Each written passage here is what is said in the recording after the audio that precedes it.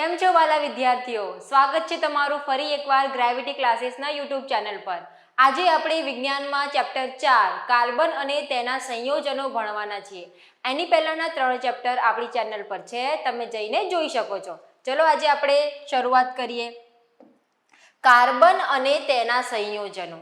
Carbon આપણને ખબર છે કે તત્વ છે કાર્બન, બરાબર. કાર્બન વિશે ભણવાનું છે અને તેના સંયોજનો કે કોની જોડે સંયોજન બનાવે છે, કયા પ્રકારના સંયોજન છે, એ બધું આપણે આ ચેપ્ટરમાં જોવાનું છે. શું શીખવાના છે આપણે? તો કાર્બનમાં બંધન એટલે કે કઈ રીતે બંધ બને છે. કયો બંધ છે? સહસંયોજક બંધ. કાર્બનમાં જે સહસંયોજક બંધ બને છે એ જોવાનું છે. પછી કાર્બનનો સર્વતોમુખી સ્વભાવ, સર્વતોમુખી એટલે વર્સટાઇલ જે સ્વભાવ છે કાર્બનનો તે. પછી કાર્બન સંયોજનોના રાસાયણિક ગુણધર્મો જોવાના છે કે રાસાયણિક ગુણધર્મો કેવા છે. પછી કેટલાક મહત્વપૂર્ણ કાર્બન સંયોજનો જેમ કે ઇથેનોલ અને ઇથેનોઇક એસિડ આ જોવાનું છે. પછી સાબુ અને પ્રક્ષાલકો, બરાબર. આટલી વસ્તુઓને આપણે ડિટેલમાં શીખવાની છે.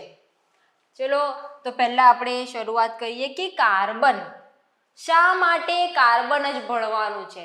આગળ આપણે જોઈ ગયા કે એવું નથી કે કંઈ એક જ તત્વ છે, બરાબર. કેટલા બધા તત્વો છે, આટલી બધી ધાતુઓ જોઈ, અધાતુઓ જોઈ, અર્ધધાતુ જોઈ, આટલું બધું છે. એમાંથી ખાલી કાર્બન ઉપર આખું ચેપ્ટર કેમ આપી દીધું છે? એવું તો શું છે કાર્બનમાં કે આપણે એના વિશે અલગથી આખું ભણવું પડે, બરાબર. આપણે એટલા બધા મેટલ્સ, નોન મેટલ્સ બધું જોયું છે, બધા પર તો અલગ અલગ પાઠ નહીં આપ્યા, કાર્બન પર આપ્યું છે. તો કે કાર્બન એવું તો શું કરે છે? કાર્બન એવા તો કયા સંયોજનો બનાવતો હશે કે એના ઉપર આખું ચેપ્ટર આપવું પડ્યું, બરાબર.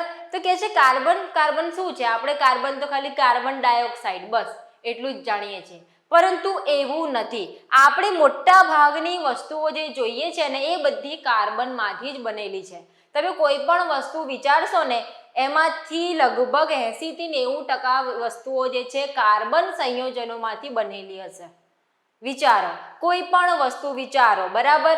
મોટા ભાગની વસ્તુઓ કાર્બન સંયોજનમાંથી બનેલી છે. અન્ન એટલે આપણે જે ખાઈએ છીએ ને ખોરાક, અનાજ, એ કપડાં, દવાઓ, પુસ્તકો, તમામ સર્વતોમુખી તત્વ કાર્બન પર આધારિત છે. બોલો, બધું છે ને, દવાઓ, પુસ્તકો, તમારી ચોપડી, નોટ, કાર્બનના સંયોજનો છે બધા. વધુમાં તમામ સજીવ સંરચનાઓ કાર્બન પર આધારિત છે. જોઈ લો, હું તો કહેતી હતી કે તમે કોઈ વસ્તુ વિચારો એમાંથી 80-90% કાર્બનની છે. આપણે પોતાનું શરીર જ વિચારો, એ પણ કાર્બનથી બનેલું છે. અને ખાલી આપણે નહીં, પ્રાણીઓ, વનસ્પતિઓ બધું, બરાબર. એટલે જે સજીવની સંરચના છે એ પણ આ કાર્બન પર આધારિત છે. હવે એટલું બધું કાર્બન છે કઈ? તો કે પૃથ્વીનો પોપડો ખનિજો સ્વરૂપે માત્ર 0.02% કાર્બન ધરાવે છે. એટલે કે પૃથ્વીનો જે પોપડો છે, જે જમીનની અંદર જે કાર્બન મળે છે ને એ ખાલી 0.02% કાર્બન છે. અને વાતાવરણમાં એટલે કે હવામાં કેટલું છે? 0.03% લગભગ કાર્બન ડાયોક્સાઇડ સ્વરૂપે હોય છે. કુદરતમાં આટલી અલ્પ માત્રામાં કાર્બન પ્રાપ્ય હોવા છતાં કાર્બનનું મહત્વ અપાર છે. એટલે આપણને ખબર છે કે વાતાવરણમાં તો નાઇટ્રોજન બહુ વધારે છે, એના પછી છે ઓક્સિજન.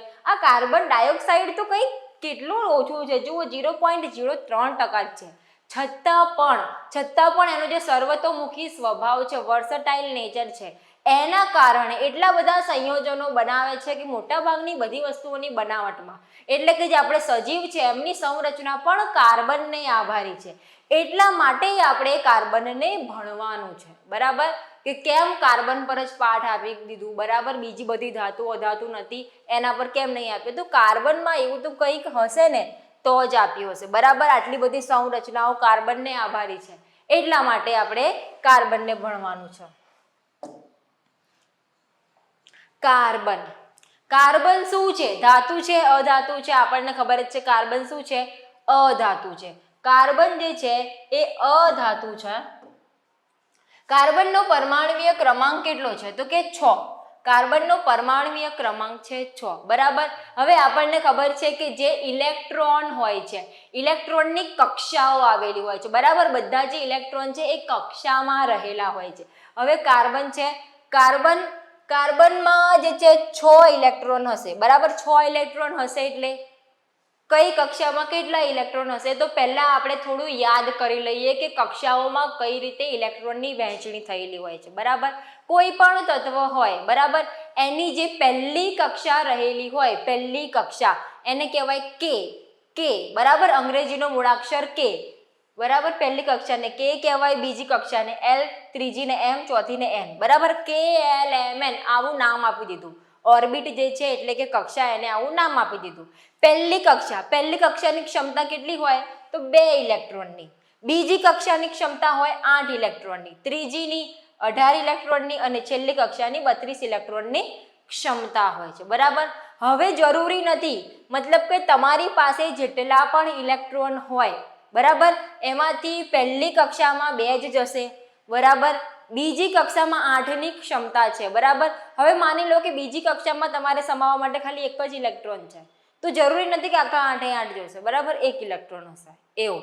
હવે માની લો કે તમારી પાસે 11 ઇલેક્ટ્રોન છે, તો ક્યાં ક્યાં ભરાશે? તો કે પહેલી કક્ષામાં 2 ભરાઈ ગયા, બીજી કક્ષામાં 8 ભરાઈ ગયા, 8 ને 10, અને ત્રીજી કક્ષામાં એમ કક્ષામાં 1 ઇલેક્ટ્રોન, એમ કરીને બધું 11 ઇલેક્ટ્રોન કમ્પ્લીટ થશે, બરાબર. તો પહેલા પહેલી કક્ષા ભરાશે, પછી બીજી, પછી ત્રીજી, પછી ચોથી, આ રીતે કક્ષાઓ ભરાય છે. હવે કાર્બનનું કેવું છે? 6 ઇલેક્ટ્રોન છે, તો જે પહેલી કક્ષા છે, પહેલી કક્ષામાં 2 ઇલેક્ટ્રોન આવી જશે, બરાબર.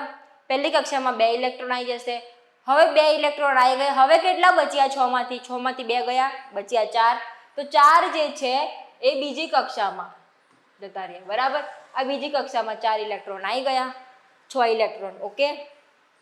હવે કોઈ પણ જે તત્વ છે એની જે છેલ્લી કક્ષા હોય, બરાબર, એની અંદર 8 ઇલેક્ટ્રોન હોવા જોઈએ, બરાબર. તો એ સંપૂર્ણ ભરેલી કહેવાય. એની ક્ષમતા છે 8ની. હવે તમે કહેશો કે ભાઈ 8 તો ખાલી એલમાં જ છે, એમમાં નહીં, એનમાં નહીં. જરૂરી નથી. ભલે ત્રીજી કક્ષા પણ થઈ હોય, એમાં 1 કે 2 ઇલેક્ટ્રોન હોય, જો 8 ભરાઈ જાય ને 8 ઇલેક્ટ્રોન, તો એ સંપૂર્ણ થઈ જાય, એમ હોય, બરાબર. તો અહીંયા કેવું છે કે આની જે બહારની કક્ષા છે, છેલ્લી કક્ષા છે, એની અંદર 4 ઇલેક્ટ્રોન છે. હવે આને કાર્બનને કોઈ જોડે બંધન બનાવવું હશે તો શું કરવું પડશે? તો કે છેલ્લી કક્ષા ભરવા માટે 8 ઇલેક્ટ્રોન જોઈએ છે, આની પાસે 4 છે, તો એને 4 મેળવવા પડે, અથવા તો આ જે 4 છે એ ગુમાવી નાખવા પડે, બરાબર. 4 આ ઇલેક્ટ્રોન છે, ગુમાવી કાઢો, કક્ષા ખાલી થઈ જાય. પહેલી કક્ષામાં 2 ઇલેક્ટ્રોન છે, એમ જ કામકાજ ચાલી જશે એનું. પરંતુ એવું નથી કરી શકતો. કેમ? તો કે 4 ઇલેક્ટ્રોન ગુમાવવા એના માટે બહુ વધારે ઉર્જાની જરૂર પડે, બહુ વધારે શક્તિની જરૂર પડે. આટલી ઉર્જા કોઈ પણ તત્વ વેસ્ટ ના કરી શકે. અને બીજું કે બીજા 4 મેળવવા, તો પહેલા એની પાસે પહેલાથી 6 ઇલેક્ટ્રોન છે, બરાબર. એને ઉપરથી બીજા 4 મેળવે એટલે 6 ને 4 10 ઇલેક્ટ્રોન થઈ ગયા. તો વચ્ચે જે પ્રોટોન રહેલો છે એ કહેશે કે ભાઈ પ્રોટોન કે મારું તો 6 જ ક્રમાંક છે અને તું 10 ઇલેક્ટ્રોન લઈને આવે છે, તો હું 10 ઇલેક્ટ્રોન કઈ રીતે સાચવું? તો એ પ્રોટોન માટે આ 10 ઇલેક્ટ્રોન સાચવવા પણ મુશ્કેલ બને. એટલે હવે આ જે કાર્બન છે એ કહેશે કે ભાઈ શું કરવાનું? 4 ઇલેક્ટ્રોન ગુમાવવા પણ થોડા અશક્ય છે, મેળવવા પણ અશક્ય છે. મારે બંધ બનાવવું તો કઈ રીતે બનાવવું? તો કાર્બન શું કરશે? કાર્બન 4 ઇલેક્ટ્રોન ગુમાવે પણ નહીં કે 4 ઇલેક્ટ્રોન મેળવે પણ નહીં. 4 ઇલેક્ટ્રોનની ભાગીદારી કરશે. ભાગીદારી એટલે શેરિંગ કરશે, બરાબર. શેરિંગ એટલે કે જે ઇલેક્ટ્રોન કાર્બનના છે એ બીજાને આપી પણ નહીં દે કે કોઈના ઇલેક્ટ્રોન લે પણ નહીં, પણ ભાગીદારીમાં કામ કરશે. અહીંયા જો એક કાર્બન છે, બરાબર. આ કાર્બન છે, એની પહેલી કક્ષામાં 2 ઇલેક્ટ્રોન છે, બરાબર. છેલ્લી કક્ષામાં કેટલા ઇલેક્ટ્રોન છે? તો કે 4. 1 2 3 અને આ 4 ઇલેક્ટ્રોન છે, બરાબર. હવે જુઓ હાઇડ્રોજન પાસે કેટલા ઇલેક્ટ્રોન હોય છે? તો આપણને ખબર છે કે હાઇડ્રોજન પાસે 1 જ ઇલેક્ટ્રોન હોય છે, બરાબર. પહેલી કક્ષામાં કેટલા ઇલેક્ટ્રોનની ક્ષમતા હોય છે? 2 ઇલેક્ટ્રોનની ક્ષમતા હોય છે. હાઇડ્રોજન પાસે કેટલો છે? 1 છે. તો હાઇડ્રોજન બી બીજો 1 ઇલેક્ટ્રોન મેળવે અને પોતાનો બંધ બનાવી શકે છે, બરાબર. અહીં કાર્બન પાસે 4 ઇલેક્ટ્રોન છે. છેલ્લી કક્ષામાં એ શું કરશે? 1 ઇલેક્ટ્રોન છે એની ભાગીદારી આ 1 હાઇડ્રોજન જોડે કરશે, બરાબર. શેરિંગ કરી, ભાગીદારી કરી. પછી આ બીજો ઇલેક્ટ્રોન છે હાઇડ્રોજનનો, બીજો ઇલેક્ટ્રોન છે હાઇડ્રોજનનો, એની જોડે કરશે, બરાબર, આની જોડે કર્યો. પછી આ જે છે આ હાઇડ્રોજનના ઇલેક્ટ્રોન જોડે કર્યું. એમ કરીને જે 4 કાર્બનના ઇલેક્ટ્રોન હતા એ 4 હાઇડ્રોજન સાથે જોડાઈ જશે. કઈ રીતે જોડાઈ જશે? શેર કરીને. શેર એટલે ભાગીદારી કરીને. ઇલેક્ટ્રોન આપી પણ નહીં દીધા કે લીધા પણ નહીં. તો જે આ પ્રકારના બંધ છે એને શું કહેવાય? સહસંયોજક બંધ. સહસંયોજક બંધ એટલે સહસંયોજક બંધ એટલે ઇલેક્ટ્રોન આપી બી નથી દેવાના કે લેવાના પણ નથી. શું કરવાની છે? વહેંચણી કરવાની છે. કઈ રીતે? ભાગીદારી કરવાની છે. શેરિંગ, કે તારા પણ નહીં મારા પણ નહીં. હવે તમે કહેશો આ ઇલેક્ટ્રોન કોનો? હાઇડ્રોજનનો કે કાર્બનનો? બંનેનો છે. કાર્બનનો નહીં ને હાઇડ્રોજનનો નહીં, બંનેનો છે. ભાગીદારીમાં છે, બરાબર. તો અહીંયા જુઓ કાર્બન એક જ છે, હાઇડ્રોજન કેટલા છે? 4. તો CH4 બની ગયું. કાર્બન એક જ છે, એક જ કાર્બનનો અણુ હાઇડ્રોજનના 4 પરમાણુ જોડે જોડાયેલો છે, CH4. આ રીતે બને, બરાબર. આ કયો બંધ છે? તો સહસંયોજક બંધ. સહસંયોજક બંધ, બરાબર. બંનેની પરસ્પર ભાગીદારીથી બનેલો બંધ છે. આગળના પાઠમાં આપણે આયનિક બંધ જોયા હતા. આયનિક બંધમાં કેવું હતું કે ભાઈ મારી પાસે 6 ઇલેક્ટ્રોન છે, મારે 2 ઇલેક્ટ્રોનની જરૂર છે તો 2 મેળવી લીધા, બરાબર. બીજો એક છે કે મારી પાસે આટલા ઇલેક્ટ્રોન છે, મારે આટલા આપવા છે, આટલા લેવા છે, તો એટલા આપી દે અથવા તો લઈ લે. અહીંયા આપે પણ નહીં કે લે પણ નહીં, બરાબર. શેરિંગ કરશે અને પછી બંધ બનાવશે. જુઓ અહીંયા કેટલાક ઉદાહરણો છે. એવું નથી કે ખાલી કાર્બન જ આવા પ્રકારના બંધ બનાવે છે, બીજા કેટલાક તત્વો પણ છે જે સહસંયોજક બંધ બનાવે છે. અહીંયા જુઓ હાઇડ્રોજન. હાઇડ્રોજન પાસે 1 ઇલેક્ટ્રોન હોય છે, બરાબર. આ બીજો હાઇડ્રોજન, એમણે ભાગીદારી કરી લીધી. એક હાઇડ્રોજનની શેરિંગ, એક જે છે આ હાઇડ્રોજને 1 ઇલેક્ટ્રોન, આ હાઇડ્રોજને 1 ઇલેક્ટ્રોનની શેરિંગ કરી, બરાબર. એક જ ઇલેક્ટ્રોનની શેરિંગ થઈ જાય તો આ કયો બંધ થશે? એકલ બંધ. એકલ બંધ. એકલ બંધમાં કેવું હોય કે એક જ ઇલેક્ટ્રોનની ભાગીદારી કરશે, બરાબર, વધારે નહીં. આ હાઇડ્રોજન છે, આ બીજો હાઇડ્રોજન છે, એમની વચ્ચે કેટલો બંધ છે? એકલ બંધ. એક લીટી આવશે. આ માઇનસની નિશાની નથી, એક લાઈન છે, બતાવે છે કે આ એકલ બંધ છે. આ હાઇડ્રોજન અને આ હાઇડ્રોજન વચ્ચે એકલ બંધ છે. તેવી જ રીતે આ ઓક્સિજન જુઓ. ઓક્સિજન, ઓક્સિજનની પહેલી કક્ષામાં કેટલા ઇલેક્ટ્રોન છે? 2. અને બીજી કક્ષામાં કેટલા ઇલેક્ટ્રોન છે? એટલે 2, 3, 4, 5, 6 ઇલેક્ટ્રોન છે. કેટલા જોઈશે? 8. 8 કરવા છે તો શું કરશે? તો કે બસ એ બીજા ઓક્સિજન જોડે જોડાઈ જશે. બીજા ઓક્સિજન જોડે જોડાઈ જશે. કઈ રીતે? સહસંયોજક બંધ મળે, બરાબર. આ 2 અને આ 2, બરાબર. એટલે આમાંય 8 થઈ ગયા, આમાંય 8 થઈ ગયા, બરાબર. આ કયો બંધ છે? દ્વિબંધ. આ દ્વિબંધ છે. કેમ? કેમ કે 2 ઇલેક્ટ્રોનની ભાગીદારી કરે છે. આ ઓક્સિજન છે, આ ઓક્સિજન છે, 2 ઇલેક્ટ્રોનની ભાગીદારી કરે. બરાબરની નિશાની નથી, આ દ્વિબંધની નિશાની છે કે આ ઓક્સિજન અને આ ઓક્સિજન કેટલા વડે જોડાયા છે? તો કે 2 ઇલેક્ટ્રોનની ભાગીદારી કરીને દ્વિબંધ વડે, બરાબર. તો આ રીતે દ્વિબંધ. અહીંયા જુઓ નાઇટ્રોજન. નાઇટ્રોજનની પહેલી કક્ષામાં 2 ઇલેક્ટ્રોન છે, પછી બીજી કક્ષામાં કેટલા છે? 5 ઇલેક્ટ્રોન છે, બરાબર. હવે 8 કરવા માટે આને કેટલા જોઈએ? તો 3 ઇલેક્ટ્રોન જોશે. કોની જોડે ભાગીદારી કરશે? તો કે કોઈ બીજા તત્વને શોધવાનું નહીં. આ નાઇટ્રોજન છે, આ નાઇટ્રોજન જોડે જ ભાગીદારી કરશે, બરાબર. 3 ઇલેક્ટ્રોન જોઈએ છે તો સહસંયોજક બંધમાં આવી જશે. આ કયો બંધ થશે? ત્રિબંધ થશે. ત્રિબંધ, બરાબર. ત્રિબંધ એટલે 3 ઇલેક્ટ્રોનની ભાગીદારી કરે છે. અહીંયા આ નાઇટ્રોજન છે, આ નાઇટ્રોજન છે, એમની વચ્ચે 1, 2 અને 3 આડી લીટી કરીશું એટલે ખબર પડશે કે આ નાઇટ્રોજન અને આ નાઇટ્રોજન વચ્ચે દ્વિબંધ છે. ત્રિબંધ છે, 2 હશે તો દ્વિબંધ છે, એકલ બંધ એટલે એક જ લીટી છે, બરાબર. આ રીતે બંધ હોય છે. જુઓ હાઇડ્રોજન, હાઇડ્રોજનના 2 પરમાણુઓ જોડાઈ ગયા. સહસંયોજક બંધ છે એટલે એવું નથી કે ખાલી કાર્બન માટે સ્પેશિયલ છે સહસંયોજક બંધ. બીજા પણ તત્વો છે આ બંધ બનાવે છે, બરાબર. ઇલેક્ટ્રોનની શું કરશે? ભાગીદારી કરશે. ભાગીદારી કરી અને બંધ બનાવશે. અહીંયા જુઓ મિથેન. મિથેન બનાવ્યું છે, બરાબર. આપણે CH4 જોયું એ જ છે. અહીંયા કાર્બન છે, કાર્બનની છેલ્લી કક્ષામાં કેટલા છે? 4 પરમાણુ, 4 ઇલેક્ટ્રોન છે. હાઇડ્રોજન પાસે 1 છે. આ જે લીલા છે એ કોના છે? કાર્બનના છે. અને જે ઓરેન્જ છે એ હાઇડ્રોજનના, માની લો, બરાબર. એ રીતે શું થઈ ગયું CH4 બની ગયું ભાગીદારીથી બરાબર CH4 આમ બની ગયું. હવે આયનિક બંધ અને સહસંયોજક બંધમાં તફાવત શું છે? આયનિક બંધ પણ એવું તો કરતો હતો કે ઇલેક્ટ્રોન આપી દે એટલે આ શું કરે છે ભાગીદારી કરે છે. તો શું ફરક છે? તો કે આયનિક બંધ હોય છે ને એ ધાતુ અને અધાતુ વચ્ચે હોય છે. એક ધાતુ હોય બીજી અધાતુ હોય એના વચ્ચે આયનિક બંધ હોય છે મોટે ભાગે, પરંતુ જે સહસંયોજક બંધ હોય છે એ બે અધાતુઓ વચ્ચે હોય છે. બે અધાતુ વચ્ચે, અધાતુ વચ્ચે કયા બંધ હોય? તો સહસંયોજક બંધ. બરાબર. આમાં શું હોય છે તો કે ઇલેક્ટ્રોનનો આદાન પ્રદાન કરે છે. આદાન પ્રદાન એટલે આપ લે કરે છે, આપી દે અથવા તો લઈ લે અને બંધ બનાવે. અહીંયા શું હોય છે સહસંયોજકમાં ભાગીદારી કરે, ભાગીદારી એટલે શેરિંગ કરીને બંધ બનાવે છે. પછી આયનિક બંધમાં ઊંચા ગલન બિંદુ અને ઉત્કલન બિંદુ હોય છે. ગલન બિંદુ ઉત્કલન બિંદુ કેવા હોય છે? ઊંચા હોય છે. શેમાં? આયનિક બંધમાં. સહસંયોજક બંધમાં કેવા હોય છે? ગલન બિંદુ નીચા હોય છે, ઉત્કલન બિંદુ પણ નીચા હોય છે. બરાબર.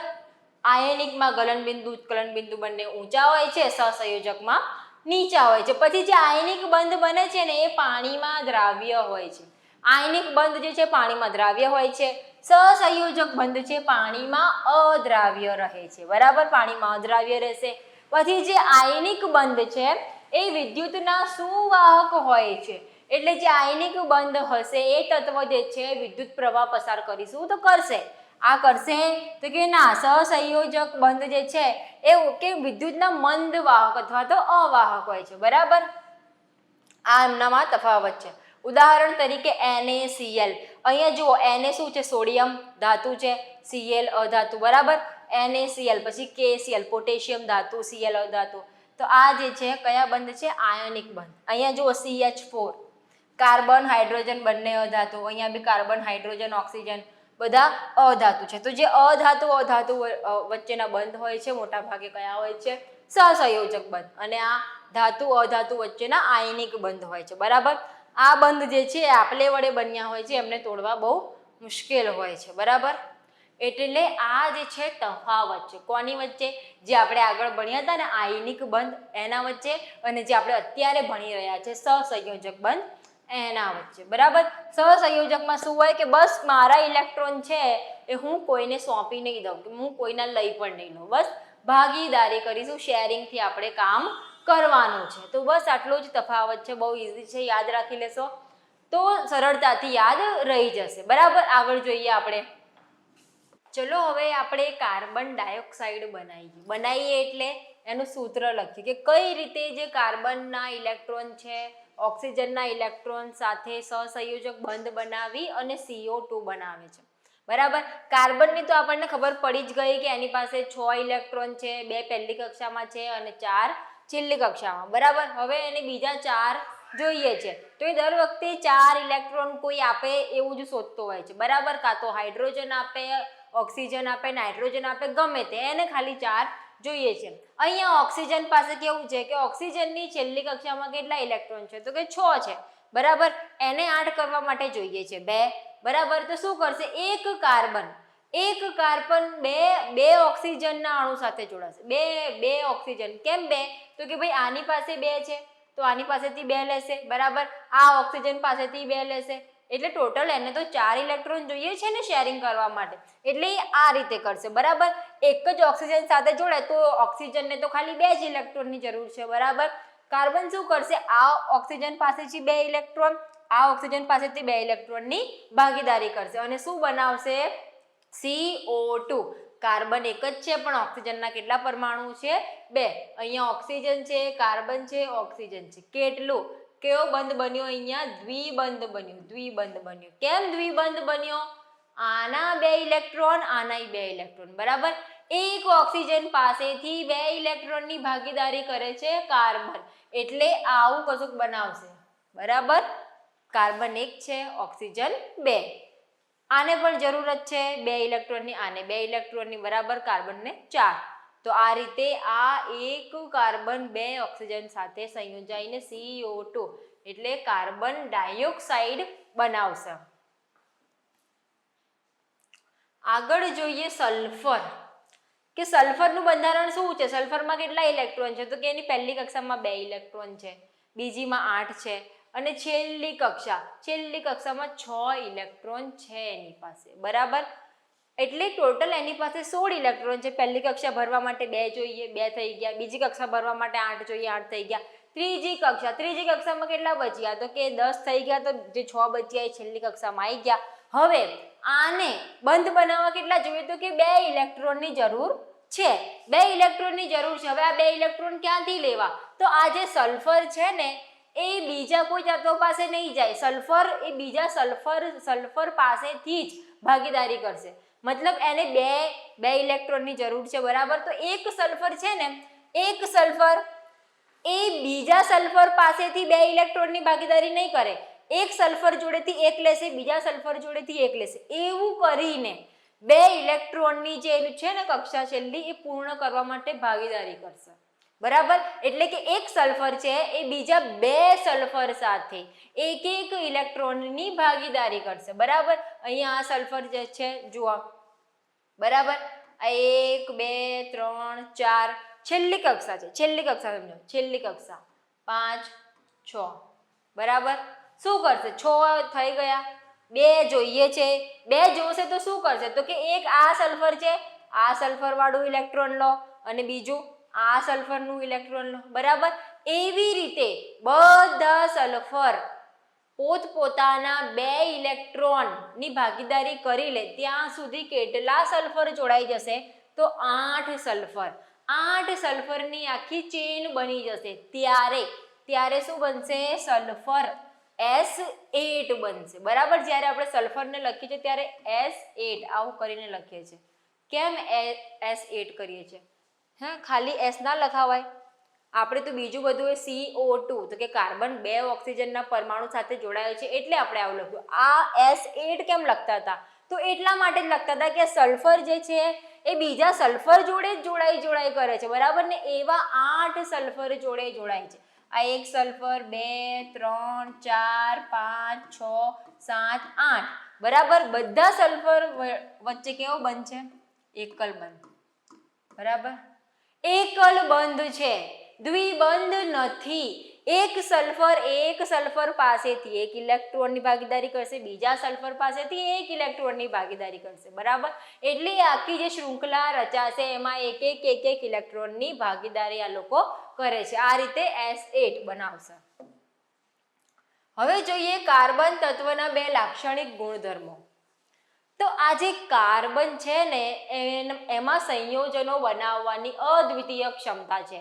તો આ જે કાર્બન છે એ બીજા કાર્બન અણુ સાથે જે સંયોજનો બનાવવાની જે ક્ષમતા છે ને એને કહેવાય છે કેટેનેશન, બરાબર. કે આ કાર્બન છે એ બીજા કાર્બન જોડે જ સંયોજન બનાવી શકે છે, એને બહાર જવું બી નથી પડતું, બરાબર. તો આ જે કાર્બન છે એ બીજા કાર્બન જોડે સંયોજનો બનાવે છે, બરાબર. એ બીજા કાર્બન જોડે સંયોજનો બનાવવાની જે ક્ષમતા છે એને શું કહેવાય છે? કેટેનેશન. હવે આમાં શું છે કે કાર્બન એક કાર્બન જોડે બી બંધ બનાવે, બરાબર.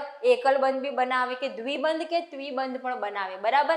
જ્યારે કાર્બન એકલ બંધ બનાવે છે ને તો એવા બંધને સંતૃપ્ત બંધ કહે છે, અને જ્યારે કાર્બન દ્વિબંધ કે ત્રિબંધ બનાવે ને ત્યારે એને અસંતૃપ્ત બંધ કહેવાય છે. આ કેટેનેશનની મતલબ કે કાર્બનની બીજા કાર્બન જોડે જોડાવાની જે સંયોજકતા છે એ પૂરી કરશે. આ જે બંધ હોય છે એટલા પ્રબળ હોય છે, બહુ જ પ્રબળ હોય છે, બરાબર. કાર્બનને પોતાના જ જેવા અણુ સાથે જોડાવાની ક્ષમતા છે, અદ્વિતીય ક્ષમતા છે. પછી 4 સંયોજકતા. આ 4 સંયોજકતા શું છે? આપણને ખબર છે કાર્બનની છેલ્લી કક્ષામાં 4 ઇલેક્ટ્રોન છે, એને બીજા 4 લેવા પડે, બરાબર. તો એ 4 લેવા માટે શું કરશે કાર્બન? તો કે બીજા 4 કાર્બન સાથે બી જોડાઈ શકે, અથવા તો બીજા કોઈ પણ તત્વ જેવા કે ઓક્સિજન, હાઇડ્રોજન, નાઇટ્રોજન, બરાબર, ક્લોરીન, ગમે તે સાથે જોડાઈ શકે. એને તો ખાલી 4 પરમાણુ પૂરા કરવા છે, ભાગીદારી કરવી છે એની, બરાબર. તો આ જે 4 સંયોજકતાનું ગુણધર્મ છે ને એ પણ આ ખાલી કાર્બનમાં જ છે, બરાબર. કે કાર્બન જે છે, કાર્બન એકલો છે એને 4 જોઈએ છે, તો જેની પાસે એક ઇલેક્ટ્રોન છે, જેમ કે હાઇડ્રોજન, એની પાસેથી એક લઈ અને CH4 બનાવે છે, આપણે જાણીએ છીએ, બરાબર. તો આ જે ગુણધર્મ છે ને એના કેટેનેશનના અને 4 સંયોજકતાના એ એને બહુ જ વર્સટાઇલ બનાવી નાખે છે. એટલા માટે આટલા બધા સંયોજનો કાર્બન બનાવી શકે છે, બીજા કોઈ તત્વમાં આટલા ગુણધર્મો નથી કે આટલા બધા લાખો કરોડોમાં શૃંખલાઓ બનાવી શકે, પરંતુ આ બનાવે છે, બરાબર. અત્યાર સુધી જેટલી શૃંખલાઓ આપણે જોઈ છે, વૈજ્ઞાનિકોએ જેટલી જોઈ છે એના કરતાં ઘણી બધી શૃંખલા કાર્બન બનાવે છે, એટલા બધા સંયોજનો બનાવે છે, બરાબર. એને તો ખાલી ભાગીદારી જ કરવી છે ને, આ જે ભાગીદારી વાળું જે સંયોજન છે ને, સહસંયોજક બંધ, એ બનાવવાની જે ક્ષમતા છે ને કાર્બન પાસે, એ અદ્વિતીય છે, બરાબર. બીજા એ રેડી જ છે કે ભાઈ મારે તો ભાગીદારી કરવી જ છે. કોણ મળે છે? ઓક્સિજન છે તો ઓક્સિજન જોડે કરું, બરાબર. હાઇડ્રોજન છે, હાઇડ્રોજન જોડે ભાગીદારી કરું, એ તો રેડી જ છે. એટલે આટલા બધા જે સંયોજનો છે એ આ કાર્બન બનાવી શકે છે. ચલો આગળ જોઈએ સંતૃપ્ત અને અસંતૃપ્ત કાર્બન સંયોજનો. આગળ આપણે મેં કીધું જ તમને કે સંતૃપ્ત સંયોજનો એટલે શું, તો કે કાર્બનના અણુઓ વચ્ચે જો એકલ બંધ હોય તો એને શું કહેવાય છે? સંતૃપ્ત. અને દ્વિબંધ કે ત્રિબંધ હોય તો એને શું કહેવાય? અસંતૃપ્ત સંયોજનો. અહીંયા કાર્બનના અણુઓ વચ્ચે એકલ બંધ, અહીંયા બે કાર્બન છે, એમની વચ્ચે કયો બંધ છે? એકલ બંધ. એકલ બંધ હોય એટલે આપણે એક લીટી કરીએ છીએ, બરાબર. અહીંયા જુઓ, તમારે આ બધું યાદ રાખવાની જરૂર નહીં પડે, તમારે ખાલી એનું જે સૂત્ર છે એ યાદ રાખી લેવાનું. કાર્બન વચ્ચે એકલ બંધ હોય ને તો એને કહેવાય છે આલ્કેન. આલ્કેનનું સૂત્ર શું છે? CnH2n+2. એટલે કે જે કાર્બન છે એની સંખ્યા આપણને ખબર હોય કે કાર્બન આટલા છે, તો એના પરથી આપણને એ ખબર પડે કે એની જોડે કેટલા હાઇડ્રોજન જોડાયેલા હશે. માની લો કે અહીંયા બે કાર્બન છે, બરાબર. બે કાર્બન છે, આપણને ખબર છે બે કાર્બન છે, તો એની જોડે હાઇડ્રોજન કેટલા હશે એ આપણે જાણવું છે, બરાબર. તો આ સૂત્ર મૂકવાનું. આ સૂત્ર શું કહે છે? CnH2n+2, બરાબર. અહીંયા C, N એટલે કે C કેટલા છે? કેટલા C છે? તો કેટલા છે કાર્બન? બે લીધા. પછી આ હાઇડ્રોજન છે, એના પછી બે. N એટલે કે આ જે લીધું હતું ને કાર્બનની સંખ્યા જે લીધી હતી બે લીધા વત્તા 2. અહીંયા C2 થઈ ગયા. પછી હાઇડ્રોજન, આ 2 અને કૌંસમાં 2 છે એનો ગુણાકાર થશે, 2 દુ 4, એટલે હાઇડ્રોજન 4 વત્તા 2 કેટલા થયા? C2H4 અને 2 6. એટલે કે જો કાર્બન 2 હશે તો એની સાથે 6 હાઇડ્રોજન સંયોજનમાં હશે, બરાબર. તમે કહેશો હવે કઈ રીતે સંયોજનમાં હશે? તો અહીંયા 2 કાર્બન છે, એકલ બંધ છે એમની જોડે, બરાબર. હવે કાર્બનને કેવું છે કે 4, બરાબર, 4 સંયોજકતા છે કાર્બનની, આપણને ખબર છે. જુઓ અહીંયા કાર્બનની આ એક કાર્બન જોડે એક સંયોજકતા થઈ, તો હવે બીજી 3 બાકી રહેશે, તો અહીંયા હાઇડ્રોજન જોડાઈ જશે, બરાબર. આ 1 2 3 અને 4 પૂરી થઈ ગઈ. એવી જ આ કાર્બનની અહીંયા હાઇડ્રોજન જોડાઈ ગયું. જો કેટલા છે કાર્બન કેટલા છે? કાર્બન 2 જ છે, પણ હાઇડ્રોજન કેટલા છે? 6 થઈ ગયા, બરાબર.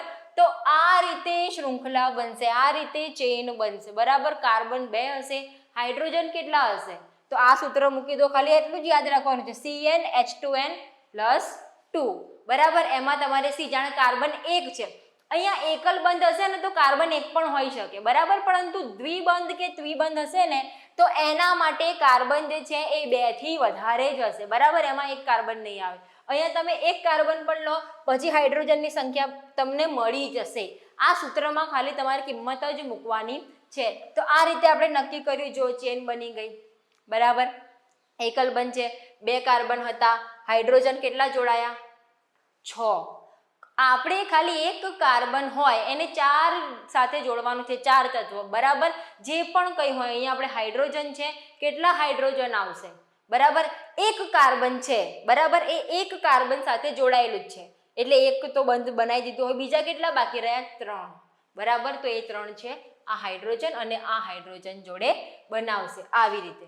ચલો હવે આગળ દ્વિબંધ વાળું જોઈએ. દ્વિબંધને શું કહેવાય? તો તે દ્વિબંધને કહેવાય આલ્કીન.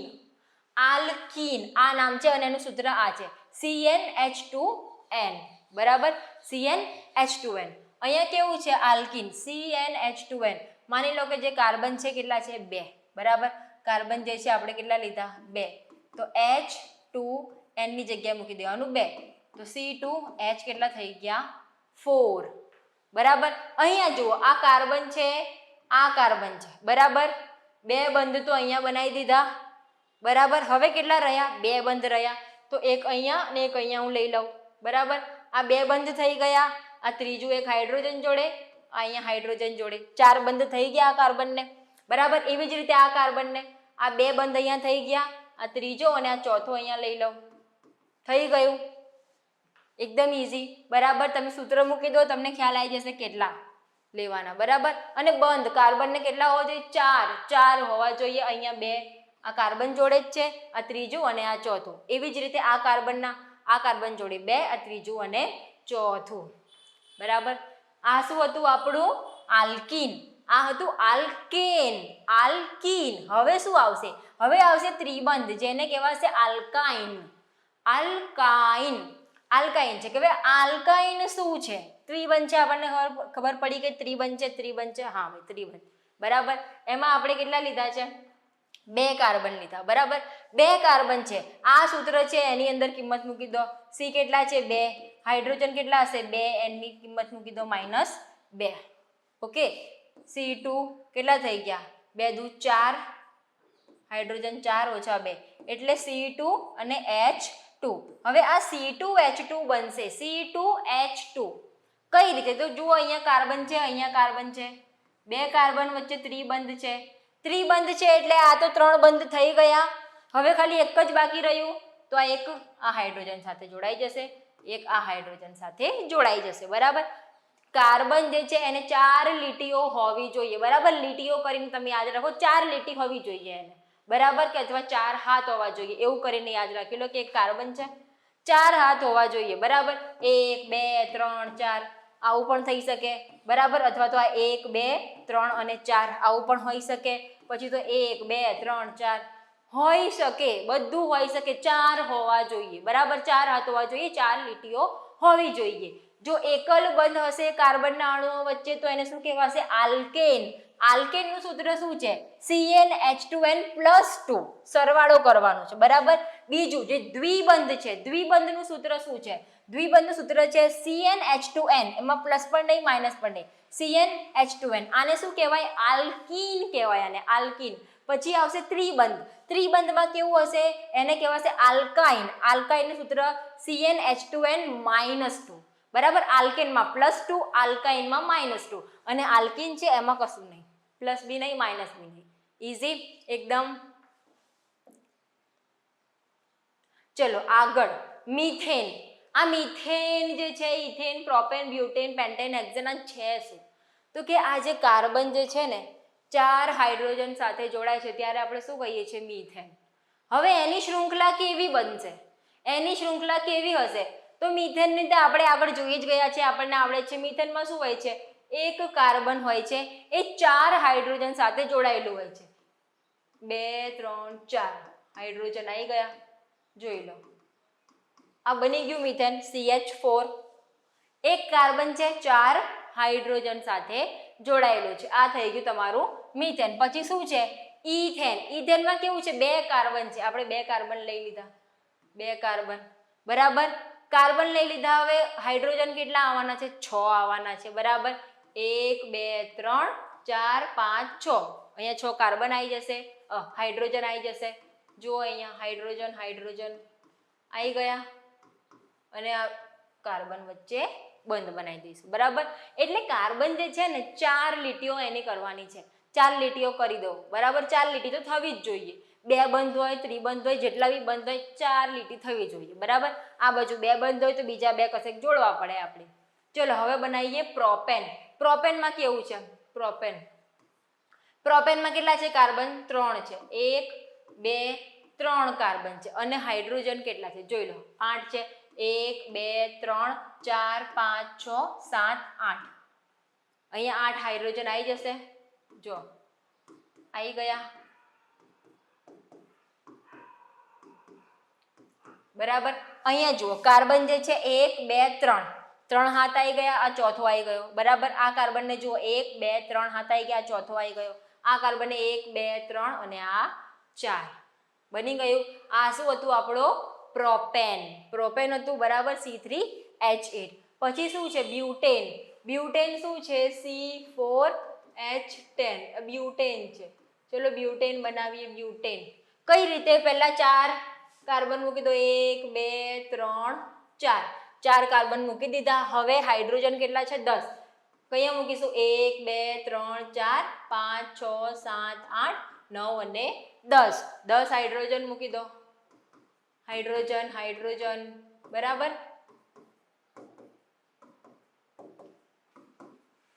અહીંયા કાર્બન છે 3 હાથ આવી ગયા ને 1 2 3 ચોથું થઈ ગયું. 4 પૂરું. આનું જુઓ 3 આ 4 પૂરું. આ 3 4 પૂરું. આ 3 અને આ 4 પૂરું. Butane easy. બ્યુટેન એટલે 4 કાર્બન. પછી છે પેન્ટેન. પેન્ટેન એટલે 5 કાર્બન હશે. 5 કાર્બન હશે સેમ. આ 4 છે. 4 ની જગ્યાએ શું લખવાનું? 5. 1 2 3 4 5. 5 લખ્યા.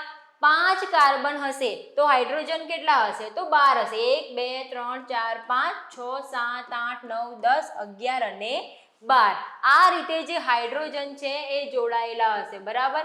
આ રીતે હાઇડ્રોજન જોડાયેલા હશે. પેન્ટેન એટલે 5 કાર્બન અને કેટલા હાઇડ્રોજન? તો 12. બરાબર. હવે અહીંયા 3 બંધ છે. ચોથું ચોથું ચોથું ચોથું. બરાબર. આ રીતે બનશે આપણો પેન્ટેન. અને એ જ રીતે હેક્ઝેન. હેક્ઝેનમાં શું કરવાનું છે? 6 કાર્બન લેવાના છે. બરાબર. 6 કાર્બન છે. 6 કાર્બન છે તો હાઇડ્રોજન કેટલા થશે? 14 થશે. 14 થશે. બરાબર. અહીંયા બધા હાઇડ્રોજન હાઇડ્રોજન લાગી જશે. અને કાર્બનને જે છે 4 લીટીઓ પૂરી કરવાની છે આપણે. એ 4 લીટી આપણે પૂરી કરવી પડે. હાઇડ્રોજન હાઇડ્રોજન હાઇડ્રોજન આવી ગયું. આ 3 લીટીઓ થઈ. આ ચોથી પૂરી કરી. આ ચોથી ચોથી જુઓ અહીંયા બની ગયું. શું બની ગયું? હેક્ઝેન. બરાબર. એક કાર્બન હોય તો મિથેન, પછી 2 હોય તો મિથેન, પછી ethane, propane, butane, pentane, hexane. આ રીતે શૃંખલાઓ બને છે. બરાબર. જો એક કાર્બન છે તેની જોડે કેટલા હાઇડ્રોજન જોડાયા? 4. 4 તો 4 ની ક્ષમતા છે ને. અહીંયા કાર્બન 2 છે તો હાઇડ્રોજન 6. અહીંયા 3 છે તો 8, 4 છે તો 10, 5 છે તો 12, 6 છે તો 14. આ રીતે શૃંખલાઓ એની બને છે. બરાબર. આવી રીતે કરવાની. કાર્બન જે છે 4 જોડે જોડાશે. ચલો હવે આપણે જોઈએ ઇથાઇનનું બંધારણ. ઇથાઇન આ શું છે? આગળ આપણે આલ્કેન, આલ્કીન, આલ્કાઇન જોયું. બરાબર. તે આલ્કાઇન છે એનું જ એક સ્વરૂપ છે ઇથાઇન. બરાબર. એમાં શું છે? કાર્બન 2 છે. હાઇડ્રોજન કેટલા છે? હાઇડ્રોજન પણ 2 છે. કાર્બન 2 હાઇડ્રોજન 2 કઈ રીતે? 2 કાર્બન આપણે લખી દઈએ. બરાબર. પછી હાઇડ્રોજન. હાઇડ્રોજન કેટલા છે? 2. હાઇડ્રોજન 2 જોડાયેલા છે. કાર્બનને સંયોજકતા કેટલી છે? 4. એટલે આપણે 4 લીટીઓ પૂરી કરવાની છે. અહીંયા એક થઈ ગઈ. બરાબર. કાર્બન 2 જ છે. હવે બીજા હાઇડ્રોજન બી નથી જોડવાના, કાર્બન પણ નહીં કે કશું જ નહીં. એનું મતલબ શું કે આ જે છે એની વચ્ચે કયો બંધ છે? ત્રિબંધ. આપણે જોયું હતું ને કે જે આલ્કાઇન હતું એમાં કયો બંધ હતો? ત્રિબંધ હતું. એટલે આ બંધારણ થશે. બરાબર. કાર્બન જે છે 3 છે. 3 લીટીના 1 4 થઈ ગયું. આ બાજુ પણ 4. 2 હાઇડ્રોજન 2 કાર્બન પૂર્ણ થઈ ગયું. આ છે ઇથાઇન. હવે આગળ જોઈએ બ્યુટેનનું માળખું. બ્યુટેન. બ્યુટેન એટલે શું હતું? ચલો આગળ યાદ કરાવો. બ્યુટેન જોઈ લો. બ્યુટેન એટલે C4H10. બરાબર. જેમાં કાર્બન જે છે 4 હોય છે, હાઇડ્રોજન 10 હોય છે. આ શું છે? બ્યુટેન. બ્યુટેનને આપણે કઈ રીતે લખ્યું? આ રીતે સરળ શૃંખલામાં આપણે બ્યુટેનને લખ્યું. તો શું ખાલી બ્યુટેનને આ રીતે જ લખાય? સરળ શૃંખલામાં જ લખાય? જોઈ લઈએ. બ્યુટેન બનાવીએ 4 કાર્બન વાળું. બરાબર. એમાં કેટલા કાર્બન હોય છે? 4. અને હાઇડ્રોજન કેટલા હોય છે? 10. અહીંયા લખી દો C4H10. બરાબર. તો આપણે આ રીતે એની સરળ શૃંખલા બનાવી હતી કે અહીંયા 1 2 3 4 5 6 7 8 9 અને 10 શું જોડ્યા હતા? હાઇડ્રોજન જોડ્યા હતા. બરાબર.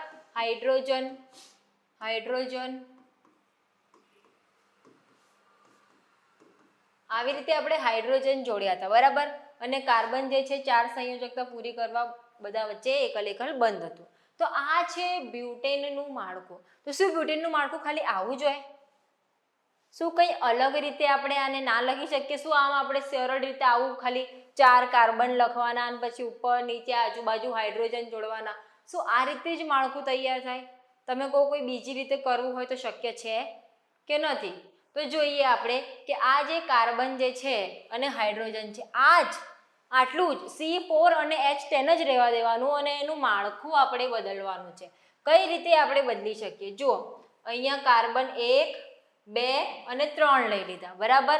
કાર્બન 1, 2, 3 લઈ લીધું. ચોથું કાર્બન મેં અહીંયા લગાવી દીધું ઉપર, બરાબર. કાર્બન કાર્બન વચ્ચે બંધ હતા, મેં બનાવી દીધા. હવે કેટલા હાઇડ્રોજન જોઈએ છે? 10, બરાબર. તો એક કાર્બન છે, અહીંયા એક જ લીટી છે, તો બીજા 3 કરવા પડશે, બરાબર. અહીંયા 3 છે તો 1 કરીશ, અહીંયા 1 છે તો બીજા 3 કરીશ, એટલે 4 ટોટલ થઈ જશે. તો આવી રીતે જે છે 4 સંયોજકતા આપણે પૂરી કરવાની છે. બધે HH લખી દીધું, હાઇડ્રોજન હાઇડ્રોજન બધે, બરાબર. તો આ શું છે? આમાં પણ કાર્બન 4 છે, હાઇડ્રોજન 10 છે, આમાં પણ કાર્બન 4 છે, હાઇડ્રોજન 10 છે. આ આપણે સરળ શૃંખલા બનાવી અને આ આપણે એક જ શૃંખલામાં એક શાખા, એક બ્રાન્ચ બનાવી દીધી, શાખીય શૃંખલા થઈ ગઈ, બરાબર. બંધારણ શું કર્યું? આપણે બદલી કાઢ્યું, બરાબર. છે તો વસ્તુ એક જ, 4 જ C લેવાના છે, 10 જ H લેવાના છે અને જે માળખું છે આપણે થોડું અલગ કરવાનું છે. તો આ અલગ હોય એને શું કહેવાય? જોયો તમે, વસ્તુ તો એક જ છે, બંધ પણ એટલા જ છે, બરાબર. પરંતુ એને અલગ અલગ રીતે પણ કરી શકાય છે. આ જે આપણે અલગ અલગ રીતે કરીએ છીએ ને એને કહેવાય છે બંધારણીય સમઘટકો, બરાબર. છે તો સરખા જ પણ એમનું ખાલી બંધારણ જુદું જુદું છે, બરાબર. એટલે આવા પ્રકારના જે બંધારણ હોય એને શું કહેવાય? બંધારણીય સમઘટકો, બરાબર. એમાં ચેન્જ નહીં થાય, કશું ચેન્જ નહીં થાય. આપણે C4H10 હતું એ જ હતું, પહેલા સરળ શૃંખલા સ્વરૂપે લખ્યું, પછી શાખીય શૃંખલા સ્વરૂપે લખ્યું, બરાબર. લખવામાં ખાલી જે દોર્યું આપણે કે અહીંયા જે હતું સીધું સીધું દોર્યું હતું ને અહીંયા શું કર્યું? એક કાર્બનને આપણે ઉપર લઈ ગયા હતા, બરાબર. આ રીતે દોર્યું. તો આ શું છે? બંધારણીય સમઘટકો છે. આ પણ બ્યુટેન છે, આ પણ બ્યુટેન છે, કશું અલગ નથી થયું, બરાબર. પરંતુ એમના બંધારણના કારણે શું થઈ જાય છે? સમઘટકો થઈ જાય છે. આગળ જોઈએ સાયક્લોહેક્ઝેનનું બંધારણ. સાયક્લોહેક્ઝેન, હેક્ઝેન એટલે કે એમાં 6 કાર્બન હોય, આપણને ખબર છે. સાયક્લો એટલે કે એક સાયકલ બનતી હશે. આ સાયકલ કઈ રીતે બને છે? C6H12, બરાબર. એમાં કાર્બન કેટલા છે? 6 છે. તો કાર્બન 6 આ રીતે હશે, ઓકે. 4 કાર્બન, 5, 6, બધા વચ્ચે બંધ આપણે કરી દઈએ. પછી હાઇડ્રોજન કેટલા છે? હાઇડ્રોજન આપણે 12 કરવાના છે, બરાબર. અહીંયા જુઓ, બધા કાર્બનને એક એક બંધ છે, બરાબર. 1, 2 બંધ છે. જેટલા બંધ ખૂટતા હોય એટલા આપણે પૂરા કરવાના છે. કાર્બનની સંયોજકતા કેટલી છે? 4. એ આપણે દર વખતે યાદ રાખવાની છે. અહીંયા જુઓ, આ કાર્બન છે, અહીંયા જુઓ 2 ઓલરેડી થઈ ગયા એની લાઈન. બીજી 2 આપણે ઉમેરવાની છે, બીજી 2 આપણે અહીંયા ઉમેરી દઈએ અને હાઇડ્રોજન જોડી દઈએ. થઈ ગયું 1 કાર્બન, 4 લીટી પૂરી થઈ ગઈ. એવી જ રીતે અહીંયા જો, આ જે કાર્બન છે એની 1 અને 2 લીટી છે, બીજી 2 કરી દો, બરાબર. થઈ ગયું. બધા જ કાર્બનને આ રીતે આપણે શું કરવાનું છે કે જે 2 લીટી તો છે, બરાબર, એની સંયોજકતા 4 છે એટલે આપણે 4 પૂર્ણ કરવું પડે, બરાબર. 4 પૂર્ણ કરીશું તો ઓટોમેટિકલી જે H છે એ બહાર થઈ જશે. અહીંયા જુઓ, અહીંયા પણ આ H, બરાબર. જુઓ કેટલા હતા કાર્બન? 6 હતા. હાઇડ્રોજન કેટલા થઈ ગયા? હાઇડ્રોજન 12 થઈ ગયા. આ શું થઈ ગઈ? આખી સાયકલ બની ગઈ, બરાબર. હેક્ઝેન જ છે પણ કેવા છે? સાયકલમાં. તો આ પ્રકારના બંધારણને શું કહેવાય છે? સાયક્લોહેક્ઝેન. સાયક્લોહેક્ઝેન, બરાબર. એકલ જ બંધ છે બધામાં. 4 આપણે સંયોજકતા છે એટલે 4 લીટીઓ દોરી અને હાઇડ્રોજન લગાવી દેવાના. પહેલા કાર્બન મૂકી દો સાયકલમાં, પછી એને અનુરૂપ હાઇડ્રોજન જોડી દો. અહીંયા તમને ખબર પડી જ જશે કે C6 છે, H12 છે, એટલે એક કાર્બનને 2 હાઇડ્રોજન જોડે જોડવાના છે આપણે, બરાબર. બાકી બધા કાર્બનને એકબીજા સાથે જોડી દેવાના છે. તો આ બંધારણ થયું આપણું સાયક્લોહેક્ઝેનનું, સિમ્પલ. આગળ જોઈએ, આગળનું બંધારણ છે બેન્ઝીન. બેન્ઝીનમાં શું હોય છે કે બેન્ઝીનમાં કાર્બન 6 છે અને હાઇડ્રોજન પણ 6 છે, બરાબર. Carbon 6, hydrogen 6. હવે આપણને ખબર છે કાર્બનની સંયોજકતા 4 છે. દર વખતે રિપીટ કરું છું, યાદ રાખો તમે એટલા માટે. કાર્બન કેટલા છે? 6. તો આપણે 6 કાર્બન બનાવી દઈએ, બરાબર 6 કાર્બન બની ગયા. હવે આપણે બધા વચ્ચે એક એક બંધ કરી દઈએ છીએ બરાબર, અને બધાને એક એક હાઇડ્રોજનથી જોડી દઈએ.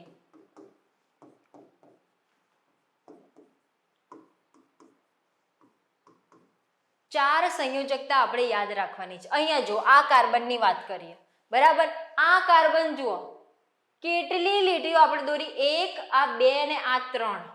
આપણને ખબર છે કે જે કાર્બન છે ચાર જોડે જોડાશે બરાબર, તો એક અહીંયા બંધ ઉમેરી દો બરાબર, થઈ ગયું 4. એવી જ રીતે આ કાર્બનની વાત કરીએ. હવે જો અહીંયા 2 3 અને 4 આ બરાબર છે, આને કશું સંચળવું નહીં. હવે આ કાર્બનની વાત કરીએ, જો અહીંયા 1 2 3 બરાબર, 3 જ છે એટલે આપણે અહીંયા એક લીટી ઉમેરી દઈએ. એવી જ રીતે હવે આની વાત કરીએ, આ કાર્બનની વાત કરીએ તો 2 3 અને આ 4, આ તો 4 જ છે. હવે આની વાત કરીએ 1 2 3 છે તો અહીંયા આપણે બીજી લીટી ઉમેરી દઈએ 4. તો આ શું બની ગઈ? બેન્ઝીન રિંગ બની ગઈ બરાબર. આ શું બની ગયું? રિંગ. રિંગ એટલે વલય બરાબર. વલયમાં શું હોય છે? સર્કલ સ્વરૂપે હોય છે. આપણે જે સરળ શૃંખલા જોઈ હતી એક ચેઇન સ્વરૂપે હતી. શાખીય શૃંખલામાં કેવું હતું? શાખાઓ નીકળતી હતી. આમાં શું થશે? એક સર્ક્યુલર આપણને જોવા મળશે બરાબર. જુઓ બેન્ઝીન રિંગ કેવું છે? આપણું ષટકોણ જેવું છે, ષટકોણ જેવું છે બરાબર. ત્રણ જે છે કાર્બન ઉપર 3 નીચે એમ કહીને 6 કાર્બન આપણે લગાવી દેવાના, બધાને જોડી દેવાના બરાબર. બધા પર એક એક હાઇડ્રોજન લગાવી દો અને પછી આપણે 4 સંયોજકતા એની પૂરી કરવાની છે. એની સંયોજકતા છે 4, તો એ પ્રમાણે એટલી લીટીઓ આપણે દોરવાની છે, એડ કરી દેવાની. આપણે પહેલા જોવાનું કે આ કાર્બનને 3 થાય છે, 4 કરવા એક લીટી દોરી દીધી. બીજા કાર્બનમાં તો 4 થઈ જશે, ત્રીજામાં જાઓ પછી એને એવું કરો. આ રીતે આપણે બેન્ઝીનનું બંધારણ દોરીશું એકદમ ઇઝી ટ્રીકથી બરાબર. એક એકને જોતા જાઓ. આગળ કાર્બન મૈત્રીપૂર્ણ તત્વ. હવે આ જે કાર્બન છે, તમે કહેશો ખાલી હાઇડ્રોજન જોડે જ બંધ બનાવે છે, આ બધું પ્રોપેન બ્યુટેન કર્યું, તો ના, એવું નથી. આ જે કાર્બન છે એમાં એવું નથી કે ખાલી હાઇડ્રોજન જોડે જ જોડાશે બરાબર. ઘણી વાર જે કાર્બનની શૃંખલાઓ ચાલતી હશે ત્યારે એ OH અથવા O જોડે પણ જોડાશે બરાબર. ક્લોરીન બ્રોમિન જોડે પણ જોડાશે અને ત્યારે એના જે નામ છે એ બદલાઈ જશે બરાબર. ક્રિયાશીલ સમૂહ એને કહેવામાં આવે છે, ક્રિયાશીલ સમૂહ. અને એનું સૂત્ર અહીંયા આપેલા છે. જુઓ વિષમ પરમાણુ આપ્યા છે. વિષમ પરમાણુ એટલે એ પરમાણુ જે છે કાર્બન અને એની શૃંખલાઓ બને છે એમાં પોતાની જગ્યા લઈ લે છે એમ. તો અહીંયા જુઓ ક્લોરીન અને બ્રોમિન ClBr બરાબર. તો આ ક્રિયાશીલ સમૂહનું નામ શું છે? હેલો. હેલો એટલે ક્લોરોબ્રોમો સમૂહ બરાબર. ક્લોરોબ્રોમો સમૂહમાં શું હોય છે? Cl જોડાય, Br જોડાય બરાબર. હાઇડ્રોજન પરમાણુ માટે વિસ્થાપિતો, એટલે કે હાઇડ્રોજન પરમાણુ હશે ને એને વિસ્થાપન કરીને આ ક્લોરીન બ્રોમિન કે એ જોડાઈ જશે બરાબર. અને એ સમૂહમાં પોતાની જગ્યા લઈ લેશે બરાબર. ઓક્સિજન જોડાશે ત્યારે 2 પ્રકારના સમૂહ બનશે. એક તો બનશે આલ્કોહોલ અને બીજું આલ્ડીહાઇડ. આલ્કોહોલ બનશે ત્યારે કાર્બનની શૃંખલા તો જે ચાલતી છે ચાલતી જશે, પરંતુ એક જગ્યાએ આવીને OH ગ્રુપ લાગી જશે. કયું? OH બરાબર. શૃંખલા તો જેવી કોઈ પણ જે પણ શૃંખલા હશે, જરૂરી નથી કે આ જ શૃંખલા હોવી જોઈએ બરાબર. મિથેન ઇથેન પ્રોપેન ગમે તે હશે, એક જગ્યાએ આવીને OH લાગી જશે. એક જગ્યાએ આવીને OH લાગી જશે તો એ બની જશે આલ્કોહોલ બરાબર. તે જ રીતે આલ્ડીહાઇડ. આલ્ડીહાઇડમાં કેવું હશે બરાબર કે એક હાઇડ્રોજન હશે એને દ્વિબંધમાં ઓક્સિજન જોડાઈ જશે. એકલ બંધમાં હાઇડ્રોજન અને દ્વિબંધમાં ઓક્સિજન બરાબર. એટલે HO લાગી જશે, CHO. આવો સમૂહ બનશે તો એને કહેવાશે આલ્ડીહાઇડ. પછી એના પછી છે કીટોન. કીટોનમાં શું હોય છે? કીટોનમાં પણ ઓક્સિજન જ હોય છે દ્વિબંધ બનાવીને બરાબર. હવે કહેશો કે આ શું છે? તો કાર્બનની શૃંખલાઓ જે છે એ તો ચાલતી આવે છે બરાબર, પરંતુ એક જગ્યાએ આ લોકો જે છે વિસ્થાપન કરી નાખશે. આગળ જોઈએ કાર્બોક્સિલિક એસિડ. કાર્બોક્સિલિક એસિડમાં કેવું હોય છે કે જે OH જે છે, OH એકલ બંધમાં OH જોડાશે અને દ્વિબંધમાં ઓક્સિજન જોડાશે બરાબર. તો આ શું બની જશે? કાર્બોક્સિલિક એસિડ બની જશે. આ કાર્બન જ છે. કાર્બન ખાલી હાઇડ્રોજન જોડે પ્રક્રિયા કરતો હતો, એની જોડે સંયોજનો બનાવતો હતો, પરંતુ એના વિસ્થાપિતો આવી ગયા કે હાઇડ્રોજનને વિસ્થાપન કરીને આ બધું પણ શૃંખલામાં એમનું સ્થાન ગોઠવવા લાગ્યું. બરાબર, ત્યારે આ બધા સમૂહ બનશે. હેલો, આલ્કોહોલ, આલ્ડીહાઇડ, કીટોન અને કાર્બોક્સિલિક એસિડ, આ બધા સમૂહ ત્યારે બનશે. સમાનધર્મી શ્રેણી. આ સમાનધર્મી શ્રેણી શું છે? તો એના માટે આપણે આગળનું થોડું યાદ કરીએ. સમાનધર્મી શ્રેણી.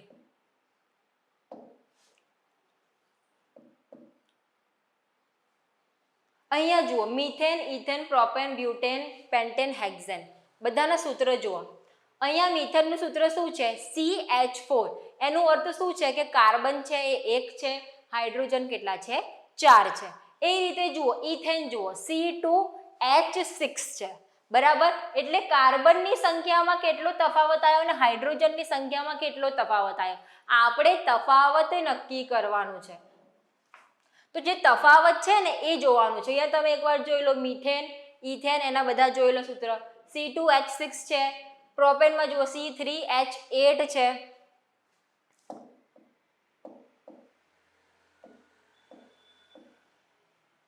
ચલો, તો મિથેન શું હતું? CH4, એટલે કે C 1 છે અને હાઇડ્રોજન કેટલા છે? 4 છે. બરાબર, ઇથેનમાં શું થઈ ગયું? તો ઇથેનમાં C કેટલા હતા? કાર્બન 2 થઈ ગયા અને હાઇડ્રોજન કેટલા થઈ ગયા? 6 થઈ ગયા. તો કે આ બંને વચ્ચેનો ફર્ક કેટલો છે?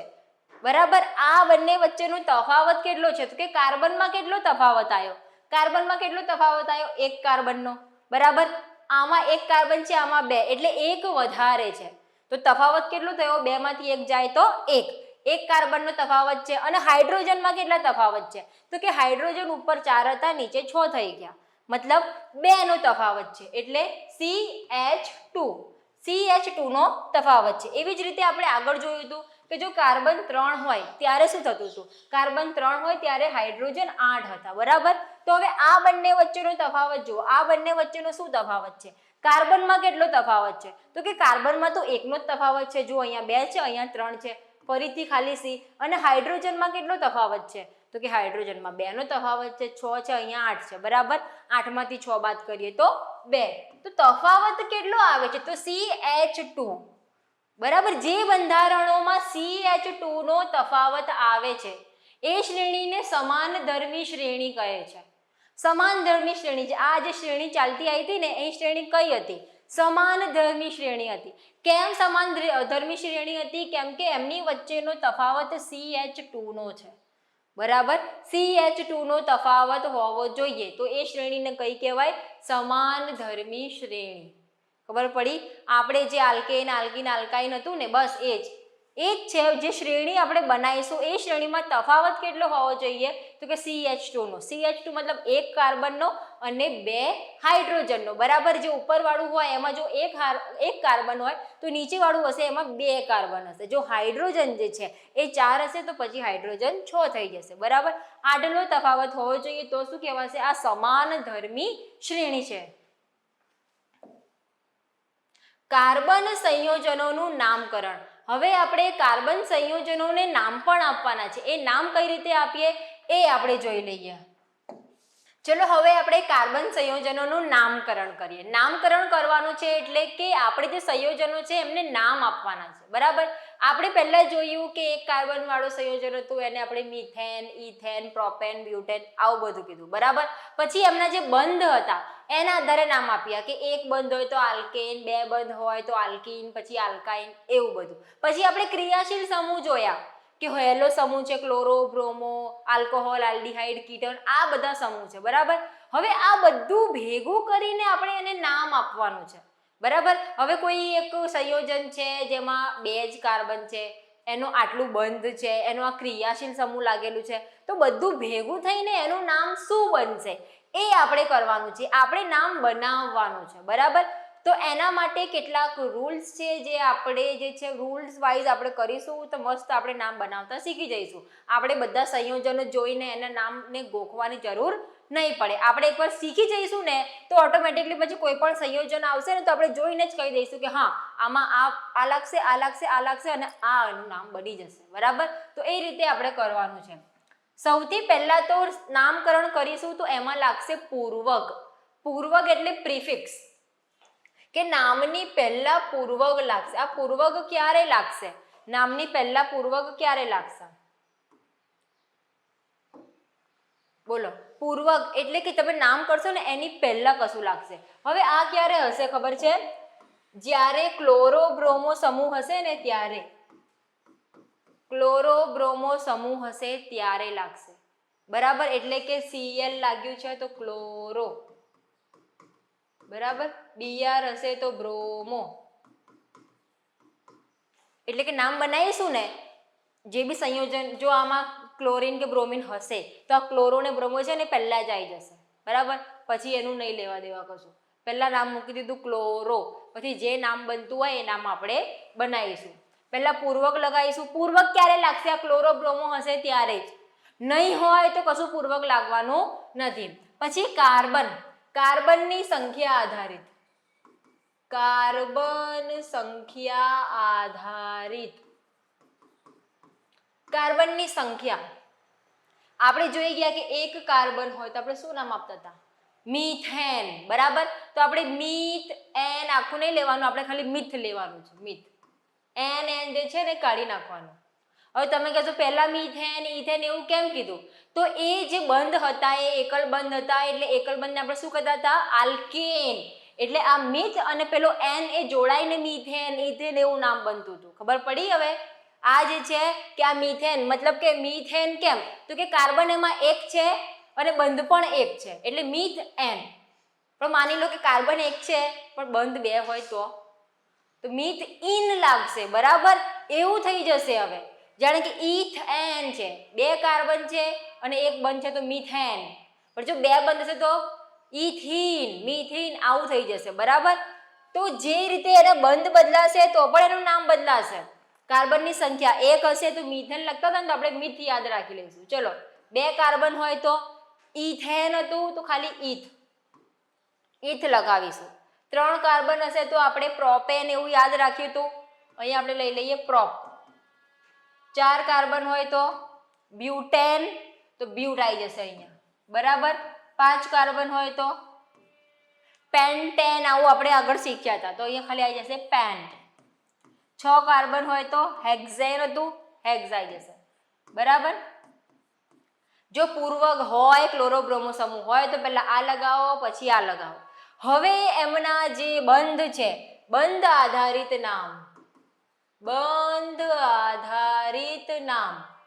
બંધ જો એકલ બંધ હોય, આ બંધની નિશાની આપણે કરતા હતા ને લીટી, એ એકલ બંધ હોય તો આપણે શું કહેતા હતા? આલ્કેન. તો આખું આલ્કેન નહીં લેવાનું, એન લેવાનું છે. બરાબર, આવી રીતે methane, ethane, propane, butane, pentane આવી રીતે બન્યું હતું. પછી ડબલ બોન્ડ હોય, બરાબર, દ્વિબંધ હોય તો શું હશે? આલ્કીન હતું એટલે આપણે અહીંયા ઈન લાગી જશે. બરાબર, ઈન. પછી ત્રિબંધ હશે, ત્રિબંધ. ત્રિબંધ હતું ત્યારે આલ્કાઇન હતું, આલ્કાઇન એટલે અહીંયા શું લાગી જશે? આઇન.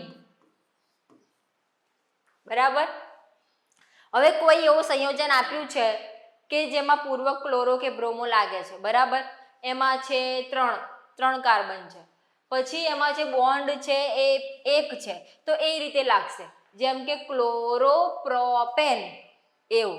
બરાબર, ક્લોરોપ્રોપઇન જો ડબલ બોન્ડ હોય તો, ક્લોરોપ્રોપાઇન 3 બોન્ડ હોય તો આવી રીતે નામ બનશે. હવે છેલ્લે શું લગાવવાનું? છેલ્લે લગાવવાનું પ્રત્યય. પ્રત્યય એટલે પાછળ નામ લાગે. હવે આ પ્રત્યય કઈ રીતે લાગશે? તો આપણે ક્રિયાશીલ સમૂહ જોયા. બરાબર, જે ક્રિયાશીલ સમૂહ હતા, કયા સમૂહ હતા? આલ્કોહોલ, આલ્ડીહાઇડ, કીટોન એ બધા સમૂહ હતા ને.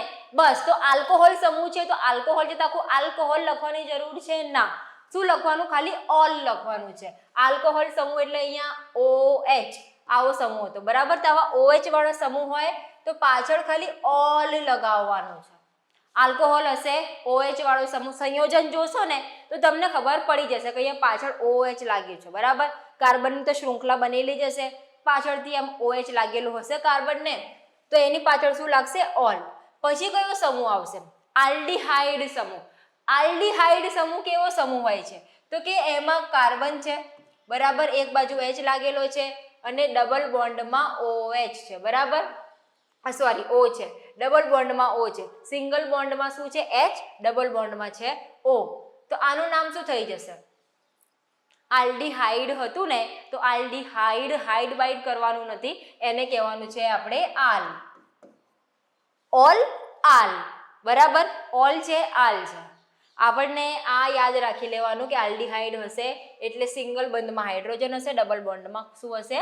ઓક્સિજન હશે. ચલો, એના પછી કીટોન સમૂહ હતું. કીટોન સમૂહમાં શું હતું? કીટોન સમૂહમાં ડબલ બોન્ડમાં હતું ઓક્સિજન, બરાબર. એમ વચ્ચે ડબલ બોન્ડમાં ઓક્સિજન આવતું હતું, બરાબર. કાર્બનની શૃંખલા આ બાજુ બી ચાલે છે, આ બાજુ બી ચાલે છે. તો આ શું નામ થશે? કીટોન હશે તો ઓન લાગશે. શું લાગશે? ઓન, બરાબર.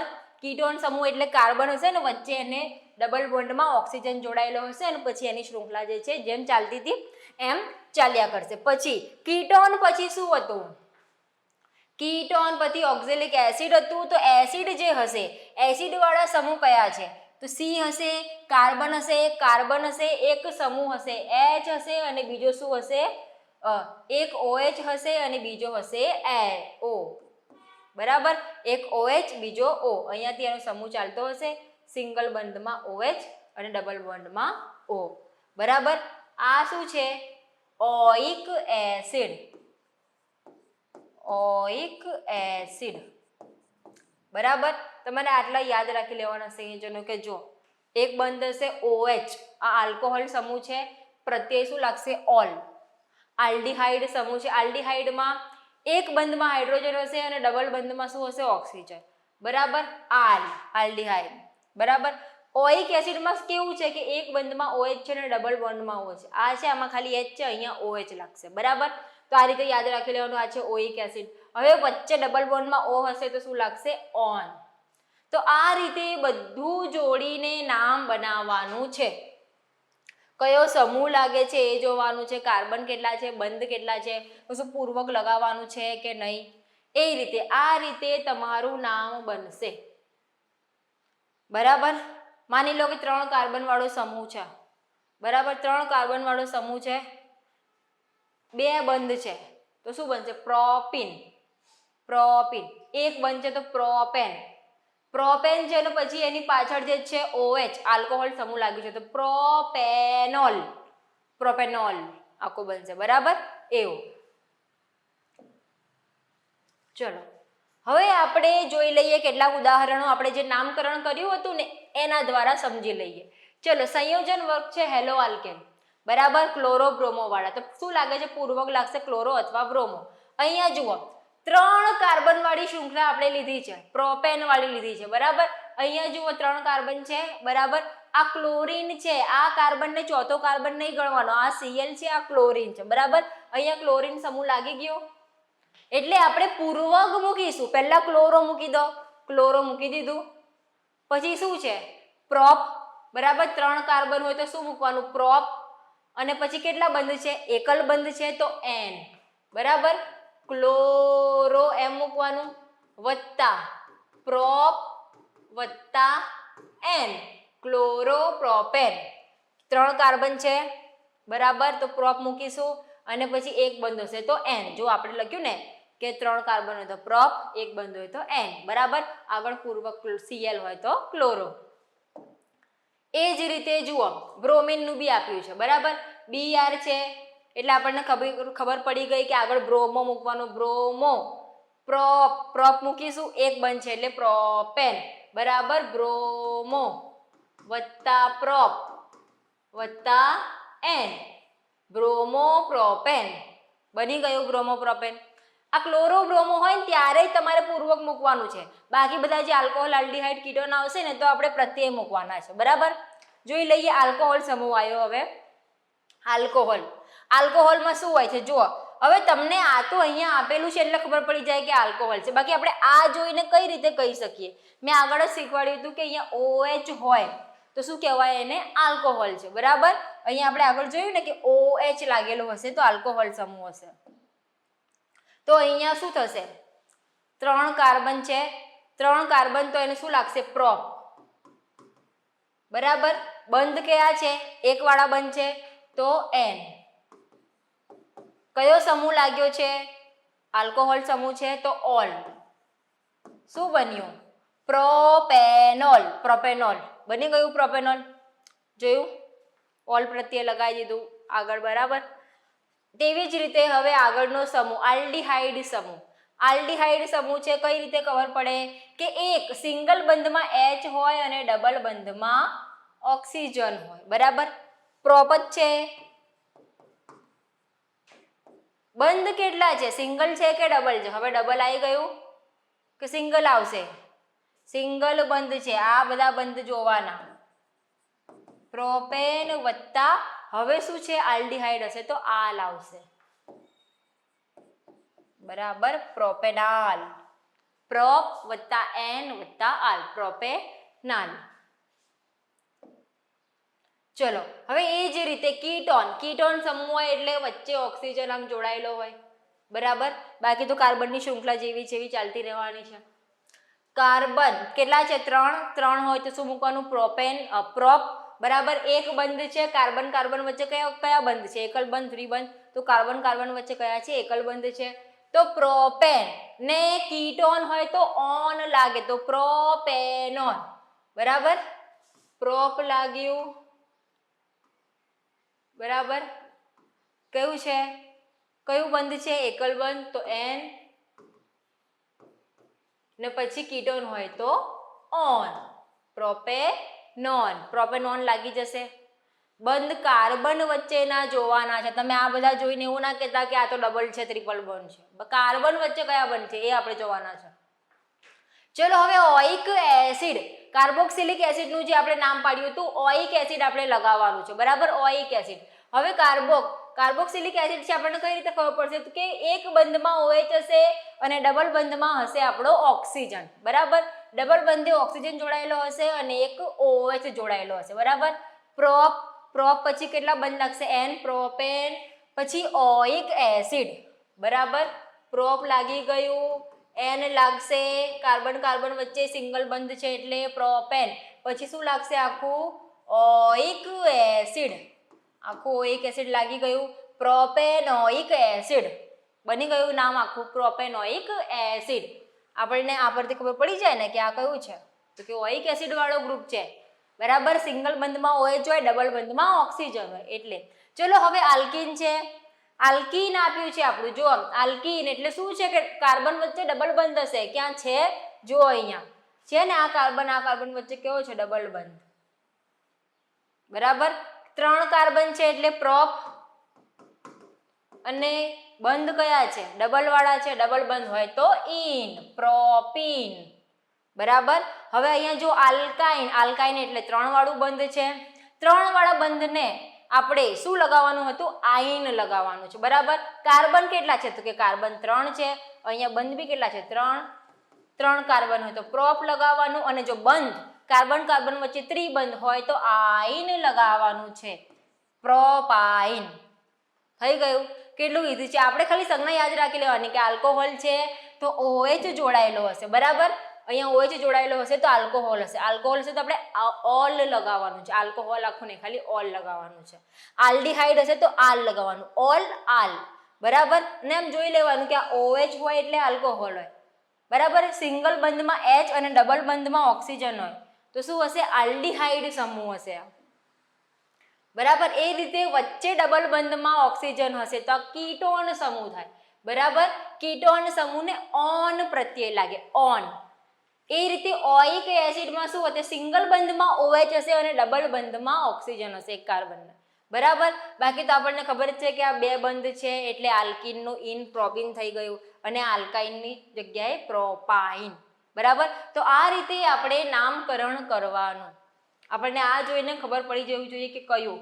કયો સમૂહ જોડાયો છે, બરાબર, કયો સમૂહ છે, સમૂહનો પ્રત્યય શું લાગે છે, બરાબર, સમૂહના પ્રત્યય ખબર હોવા જોઈએ.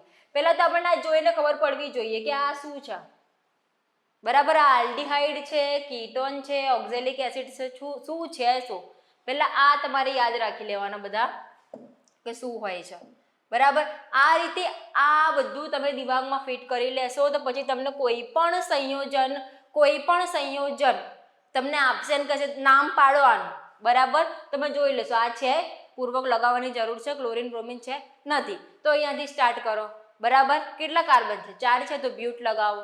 બંધ કેટલા છે? 2 છે તો ઇન લગાવો, બ્યુટીન, બરાબર. અને પછી આ ક્રિયાશીલ સમૂહ કયો છે તો કે ઓઇક એસિડ છે, તો બ્યુટીનોઇક એસિડ, બરાબર. કશું પણ આવે તમને ખબર પડી જાય. તમને જોઈએ તો આનો સ્ક્રીનશોટ લઈ લો, બરાબર. એક જ વારમાં તમને ખબર પડી જાય કે નામકરણ કઈ રીતે કરવાનું છે. હું થોડું સાઈડ પર હટી જાઉં છું, તમારે સ્ક્રીનશોટ લેવું હોય તો. હવે આપણે કાર્બન સંયોજનોના રાસાયણિક ગુણધર્મો જોઈએ, બરાબર. એમાં આપણે પહેલું જોવાનું છે દહન. દહનની પ્રક્રિયા તો આપણને ખબર જ છે. કાર્બન અને તેના અપર રૂપો જે છે એ હવામાં સળગે, બરાબર, ત્યારે શું આપે છે આપણને ખબર જ છે. કાર્બન જે છે દહન માટે જરૂરી છે ઓક્સિજન, કાર્બન ઓક્સિજન જોડાઈને શું આપશે? Carbon dioxide. કાર્બન ડાયોક્સાઇડની સાથે સાથે ઉષ્મા મુક્ત થશે, બરાબર, અને પ્રકાશ પણ મળશે, બરાબર. તો વધતા ઓછા પ્રમાણમાં પ્રકાશ ઉર્જા બધા આપે જ છે, બરાબર, અને કાર્બન ડાયોક્સાઇડ, બરાબર. આ જે કાર્બન છે, કાર્બનનું ગમે તે સ્વરૂપ હોય, હાઇડ્રોકાર્બન હશે એ પણ, બરાબર. કાર્બન ડાયોક્સાઇડ ઉષ્મા અને પ્રકાશ આપશે. અહીંયા જુઓ, કાર્બન ઓક્સિજનની હાજરીમાં દહન થયું, કાર્બન ડાયોક્સાઇડ ઉષ્મા અને પ્રકાશ આપ્યું, બરાબર. જે પણ સંતૃપ્ત કાર્બનો છે ને, સંતૃપ્ત હાઇડ્રોકાર્બન, એ બધા જ્યારે સળગતા હોય ને તો મસ્ત સરળતાથી સળગી જાય, પીળી જ્યોતથી, ધુમાડા રહિત, ધુમાડા ના નીકળે એમાં. પરંતુ અસંતૃપ્ત હાઇડ્રોકાર્બન સળગશે ને ત્યારે કાળા ધુમાડાવાળી જ્યોત હશે, કાળા ધુમાડાવાળી, બરાબર. હવે તમે યાદ કરો કે પેલા જૂના જમાનામાં સ્ટવ આવતા હતા, બરાબર, જેમાં કેરોસીન પૂરતા હતા. તો હવે એમાં કેવું હતું કે ઘણીવાર આપણે સળગાઈએ ને તો વાસણો જે છે એના તળિયા કાળા કાળા થઈ જાય. તો એમાં કેવું હોય કે ઓક્સિજનને જવા માટે કાણા કરેલા હોય, છિદ્ર હોય. એ છિદ્રમાંથી ઓક્સિજનનો પુરવઠો સારી રીતે જાય ને તો આપણી જે જ્યોત છે એ મસ્ત ભૂરા કલરની નીકળે. પરંતુ જ્યારે એ જે હોલ છે, બરાબર, એ ઢંકાઈ જાય ત્યારે ઓક્સિજનની અપૂરતી હાજરી હોય ને ત્યારે એ ધુમાડાવાળી જ્યોત આપવાનું શરૂ કરી દે. આપણા ગેસમાં પણ આવું થાય છે. ઘણીવાર આપણા જે વાસણોના તળિયા છે એ કાળા કાળા એમ થઈ જાય કે કાળું કંઈથી આવ્યું, આ તો ગેસ છે. પરંતુ ઓક્સિજનની પુરવઠો સારો આપણે સપ્લાય કરવું પડે. જ્યારે ભરાઈ જાય, ઓક્સિજન પૂરતું ના હોય ત્યારે પણ આવું થાય છે, બરાબર. તો દહન થવું, દહનમાં શું છે કે ભાઈ કાળી જ્યોત નીકળે એ જરૂરી નથી, બરાબર. કાળી જ્યોત ક્યારે નીકળશે? અસંતૃપ્ત હાઇડ્રોકાર્બન હશે ત્યારે. સંતૃપ્તમાં કાળો ધુમાડો નીકળતો નથી, બરાબર. કાળો ધુમાડો નીકળે ને તો સમજી લેવાનું કે તમારું જે બળતણ છે, તમારું કેરોસીન, પેટ્રોલ, ડીઝલ એ વધારે વપરાય છે.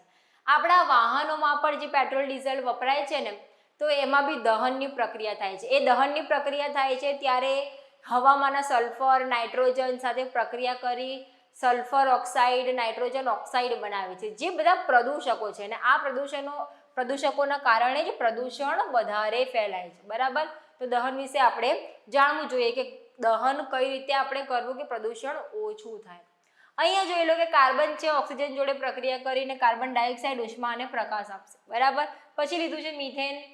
મીથેનની ઓક્સિજન જોડે પ્રક્રિયા એટલે કે સળગાવીને શું થશે? કાર્બન ડાયોક્સાઇડ ઉષ્મા અને પ્રકાશ તો આપશે જ, સાથે સાથે પાણી પણ આપશે. હવે જોઈ લો CH3CH2OH. આને શું વાંચીશું આપણે? આગળ નામકરણ શીખ્યા. વિચારો તો કે આનું નામ શું હશે? CH3CH2OH. ઓક્સિજન જોડે પ્રક્રિયા એટલે સળગાયું, શું મળ્યું? કાર્બન ડાયોક્સાઇડ, પાણી અને ઉષ્મા અને પ્રકાશ. જોઈ લો અહીંયા કાર્બન કેટલા છે? 2 કાર્બન છે. 2 કાર્બન હોય એટલે શું કહેવાય? એને મિથેન કહેવાય કે ઇથેન કહેવાય? યાદ કરો, મિથેન કહેવાય કે ઇથેન કહેવાય? 2 કાર્બન હોય તો કહેવાય ઇથેન, બરાબર, ઇથેન. અહીંયા CH3 છે એટલે આ 3 H લાગી ગયા, આને 2 H છે તો આ 2 H લાગી ગયા. અને કયો સમૂહ છે? OH સમૂહ. OH સમૂહ હોય તો શું થાય? આલ્કોહોલ, બરાબર. એટલે ઓલ પ્રત્યય લાગે. અહીંયા શું છે? 2 કાર્બન છે, 2 કાર્બન એટલે ઈથ, બરાબર, બંધ કેવા છે? ડબલ છે, સિંગલ છે, ટ્રિપલ છે? એક જ સિંગલ બંધ છે એટલે એન. ઇથેન ને પછી ઓલ, બરાબર? OH લાગ્યું એટલે ઓલ. ઇથેનોલ. કયું થઈ ગયું આ? ઇથેનોલ. ઇથેનોલ છે આ, બરાબર? તો આ હતું આપણું દહન. આગળ જોઈએ ઓક્સિડેશન. ઓક્સિડેશન એટલે શું? આગળના પ્રકરણોમાં આપણે ભણી જ ગયા છે. ઓક્સિડેશન એટલે ઓક્સિજનનું ઉમેરાવું અથવા તો હાઇડ્રોજનનું દૂર થવું, બરાબર? અહીંયા જે છે ઇથેનોલને ગરમ કરવાનું છે. ઇથેનોલને ગરમ કરવાનું છે, ઓક્સિડેશન કરાવવાનું છે. ઇથેનોલને ગરમ કઈ રીતે કરાવવાનું છે? તો કે વોટર બાથ. લેબમાં એવું એક હોય છે કે પાણી વડે એને જે છે ગરમ કરવાનું છે, બરાબર? વોટર બાથ આપીને ગરમ કરવાનું છે. એમાં તમારે પોટેશિયમ પરમેંગનેટ નાખવાનું છે અથવા તો તમે આ પણ લઈ શકો, બરાબર? K2Cr2O7 બી લઈ શકો. આ જે છે પોટેશિયમ ડાયક્રોમેટ છે, એસિડિક છે, અને આ કેવું છે? આલ્કલાઇન એટલે કે બેઝિક છે, બરાબર? આ લો, અને આની હાજરીમાં ગરમ કરો એટલે 2-4 ટીપા થોડા નાખવાના આના. પછી શું થાય છે? તો કે આ ઓક્સિડેશન કરતા છે, ઓક્સિડેશન કરી નાખશે. કઈ રીતે ઓક્સિડેશન કરશે? આ તમારું ઇથેનોલ છે, તમને ખબર છે ઇથેનોલ, બરાબર? પછી આ શું બની જશે? જો CH3COOH. CH3COOH એસિડ, બેઝ અને ક્ષાર પાઠમાં આપણે ભણ્યા હતા કે આ શું છે? એસિટિક એસિડ છે, બરાબર? એને આપણે જે નામકરણ પદ્ધતિ શીખ્યા એના વડે શું નામ આપીશું? જોઈએ. 2 કાર્બન છે, બરાબર? એક કાર્બનમાં કેટલા છે હાઇડ્રોજન? 3 હાઇડ્રોજન લાગેલા છે. આ કાર્બન જે છે એને એક OH લાગશે અને એક O લાગશે. આ કયો સમૂહ હતો? વિચારો. આગળ આપણે શીખ્યા ને કયો સમૂહ હતો કે જેને એક OH લાગે છે અને એક ડબલ બોન્ડમાં O લાગે છે? આ કયું હતું? તો આ શું હતું? એસિડ હતું. કશુંક તો એસિડ જ હતું. કાર્બોક્સિલિક એસિડ અહીંયા બનશે, બરાબર? Carboxylic acid. આ જે છે ઓઇક એસિડ હતું, બરાબર? અહીંયા જે છે નામ એનું કાર્બોક્સિલિક એસિડ છે પણ 2 કાર્બન છે તો આપણે શું કરીએ છીએ? ઈથ, બરાબર? ઈ ને પછી બંધ કેટલા છે? તો કે સિંગલ જ છે તો ઇથેન. ઇથેન. અને છેલ્લે શું લગાવીએ છીએ? ઓઇક એસિડ. તો ઇથેનોઇક એસિડ. આ શું થઈ ગયું? Ethanoic acid. આપણે જે નામકરણ શીખ્યા તો આ ઇથેનોલ હતું. ઇથેનોલનું ઇથેનોઇક એસિડ થઈ ગયું, બરાબર? એમાં ઓક્સિડેશન થઈ ગયું, ઓક્સિડેશન કરાવી કાઢ્યું આપણે. ઇથેનોલ હતું, ઇથેનોલનું ઇથેનોઇક એસિડ થઈ ગયું, બરાબર? અને એસિટિક એસિડ પણ કહેવાય છે અને કાર્બોક્સિલિક એસિડ પણ કહેવાય છે. લખી દઉં છું અહીંયા. એસિટિક એસિડ તો આપણે સામાન્ય નામ છે જ, એસિટિક એસિડ, અને બીજું કાર્બોક્સિલિક એસિડ. કાર્બોક્સિલિક એસિડ, બરાબર? અથવા આપણે જે નામકરણ શીખ્યા ઇથેનોઇક એસિડ. હવે આ તમે કહેશો કે કેમનું ઓક્સિડેશન થયું? અહીંયા જુઓ, હાઇડ્રોજન કેટલા છે? 3 અને 2 કેટલા છે? 5, બરાબર? અહીંયા જુઓ કેટલા છે? 4 છે, બરાબર? ઓક્સિજન જુઓ, અહીંયા એક જ છે, અહીંયા 2 થઈ ગયા. એટલે ઓક્સિજન ઉમેરાયા, હાઇડ્રોજન દૂર થયા, ઓક્સિડેશન એનું થઈ ગયું આ રીતે. આગળ જોઈએ યોગશીલ પ્રક્રિયા. યોગશીલ પ્રક્રિયા એટલે કશુંક ઉમેરાવું, બરાબર? અહીંયા જુઓ, આ કાર્બન છે, 2 કાર્બન છે, દ્વિબંધમાં જોડાયેલા છે. હવે તમે કહેશો કે આર શું આવ્યું? તો આર ની જગ્યાએ ગમે તે હોઈ શકે, બરાબર? આપણે હાઇડ્રોકાર્બનની વાત કરીએ તો અહીંયા H હશે, ઓકે? તો આવો એક સમૂહ છે, બરાબર? એને શું કરવાનું છે? એની પ્રક્રિયા કરવાની છે ઉદ્દીપકની હાજરીમાં. ઉદ્દીપકની હાજરીમાં ઉદ્દીપક તરીકે અહીંયા લીધું છે નિકલ. નિકલની જગ્યાએ પેલેડિયમ પણ લેવામાં આવે છે, બરાબર? આ કાર્બન કેવો છે? સંતૃપ્ત છે કે અસંતૃપ્ત? જુઓ, કાર્બન કાર્બન વચ્ચે દ્વિબંધ છે. આ અસંતૃપ્ત કાર્બન છે. અસંતૃપ્ત કાર્બન છે. અસંતૃપ્ત કાર્બન છે. એની ઉદ્દીપકની હાજરીમાં પ્રક્રિયા કરાવીને શું બનશે? સંતૃપ્ત થઈ જશે. સંતૃપ્ત કરાવવાનું છે, બરાબર? સંતૃપ્ત કરાવવાનું છે. સંતૃપ્ત કરાવવાની પ્રક્રિયા છે. હાઇડ્રોજન છે, હાઇડ્રોજન વાયુ જોડે પ્રક્રિયા કરાવવાની છે. જુઓ, કાર્બન કાર્બન હતા, આર આર આર અહીંયા લખી દઉં હું. પછી જુઓ, અહીંયા હાઇડ્રોજન H2 જે છે એડ થઈ ગયા. ઉદ્દીપક શું હોય છે? ઉદ્દીપક આપણે આગળ નામ સાંભળેલું જ છે. ઉદ્દીપકમાં કેવું હોય છે કે પ્રક્રિયામાં ભાગ નથી લેતું પરંતુ પ્રક્રિયાને આગળ વધારવામાં મદદ કરે છે, સરળતાથી આગળ વધે ઉદ્દીપકની હાજરીમાં, બરાબર? આ અસંતૃપ્ત હાઇડ્રોકાર્બન હતું ને આ સંતૃપ્ત થઈ ગયું, બરાબર? અસંતૃપ્ત હતું એમાંથી શું થઈ ગયું? સંતૃપ્ત થઈ ગયું. નિકલ ઉદ્દીપક છે, પેલેડિયમ પણ લઈ શકો. હાઇડ્રોજન 2 હતા, હાઇડ્રોજનની જગ્યા લઈ લીધી. બરાબર, સંતૃપ્ત થઈ ગયું, જોઈ શકો છો તમે. 2 બંધ હતા, છૂટા પડી ગયા, એક જ બંધ થઈ ગયું. જો 1 2 3 4, આ કાર્બનને 4 બંધ, આને બી 4 બંધ, એટલે સંતૃપ્ત થઈ ગયું. બરાબર, આ છે આપણી યોગશીલ પ્રક્રિયા. હવે એવું કહે છે કે જે વનસ્પતિ તેલ હોય છે ને, વનસ્પતિ તેલ અને પ્રાણીજ તેલ, એમાં આનો જ ફર્ક હોય છે કે એક સંતૃપ્ત હોય છે, એક અસંતૃપ્ત હોય છે. બરાબર, તો કે સંતૃપ્ત જે ઓઇલ હોય છે એ સારા નહીં હોતા, એટલે વનસ્પતિ તેલને આપણે કહીએ છીએ કે સ્વાસ્થ્યવર્ધક છે. બરાબર, એટલા માટે જ કહેવામાં આવે છે. આગળ જોઈએ વિસ્થાપનની પ્રક્રિયા. વિસ્થાપનની પ્રક્રિયા તો કે આ જે હાઇડ્રોકાર્બન જે છે બધા એ બિન પ્રતિક્રિયાત્મકતા દર્શાવે છે, બહુ નિષ્ક્રિય છે, કંઈ એટલી બહુ ખાસ પ્રક્રિયા નથી કરતા, પરંતુ સૂર્યપ્રકાશની હાજરીમાં પ્રક્રિયા કરે છે. સૂર્યપ્રકાશની હાજરીમાં ક્લોરીન જોડે પ્રક્રિયા કરે છે. અહીંયા છે CH4, બરાબર, આપણું મિથેન છે વત્તા ક્લોરીન Cl2, તો શું બનશે? CH3Cl વત્તા HCl, એટલે જે આ ક્લોરીન જે છે ને એ હાઇડ્રોજનનું સરળતાથી વિસ્થાપન કરી નાખે છે. ક્યારે? સૂર્યપ્રકાશની હાજરીમાં. એમ તો કહે છે કે બહુ હાઈલી રિએક્ટિવ નથી, બિન પ્રતિક્રિયાત્મકતા દર્શાવે છે, નિષ્ક્રિય છે, પરંતુ સૂર્યપ્રકાશની હાજરી હોય, સૂર્યપ્રકાશની હાજરીમાં જે આ ક્લોરીન છે એ આ હાઇડ્રોજનનું વિસ્થાપન કરતો જાય છે અને શરૂઆત કરી દે છે, ચાલતું જ રહે છે. ક્યારે? સૂર્યપ્રકાશની હાજરીમાં. આ CH4 છે વત્તા Cl2, શું મળે છે? CH3Cl. જોયું, અહીંયા હાઇડ્રોજન જે છે એની જગ્યા લઈ લીધી. બરાબર, અને HCl. બરાબર, તો Cl જે છે વિસ્થાપન કરી નાખે છે. ક્યારે? તો કે સૂર્યપ્રકાશની હાજરીમાં. સૂર્યપ્રકાશની હાજરીમાં કોણ? તો Cl, ક્લોરીન કરે છે. બરાબર, તો આ જે પ્રક્રિયા શીખીએ ડિટેલમાં, તમારે ખાલી આટલું યાદ રાખશો, બધું યાદ રહી જશે. બરાબર, શું છે? તો કે આ કરે છે પ્રક્રિયા, કોની જોડે કરે છે? ક્લોરીન જોડે. ક્યારે કરશે? તો સૂર્યપ્રકાશની હાજરીમાં. સૂર્યપ્રકાશની હાજરી નહીં હોય તો નહીં થાય એમ.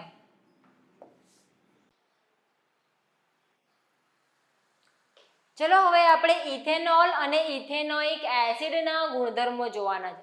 સૌથી પહેલા ઇથેનોલ. બરાબર, ઇથેનોલ આપણને ખબર પડી જ ગઈ, આલ્કોહોલ સમૂહ લાગેલો હોય છે, એમાં 2 કાર્બન હોય છે. તો આ ઇથેનોલના ગુણધર્મ શું છે? તો કે આ ઇથેનોલ છે જેને આપણે આલ્કોહોલ તરીકે ઓળખીએ છીએ એ જ. આ ઇથેનોલ છે એનો ઉપયોગ નાના બાળકોની ટોનિક્સ બનાવવામાં થાય, ટિંક્ચર આયોડિન બનાવવામાં થાય, કફ સિરપ બનાવવામાં, એટલે કે મોટે ભાગે દવા બનાવવામાં ઇથેનોલનો ઉપયોગ થાય છે. બરાબર, આ ઇથેનોલ જેને આપણે આલ્કોહોલ કહીએ છીએ ને એ જ છે. આ મંદ પ્રમાણમાં મંદ ઇથેનોલનું સેવન કરીએ તો આપણને નશો પણ થાય છે. બરાબર, અને જે શુદ્ધ આલ્કોહોલ હોય છે, શુદ્ધ આલ્કોહોલ હોય છે ને, શુદ્ધ આલ્કોહોલ, એને એક નામ આપ્યું છે પરિશુદ્ધ આલ્કોહોલ.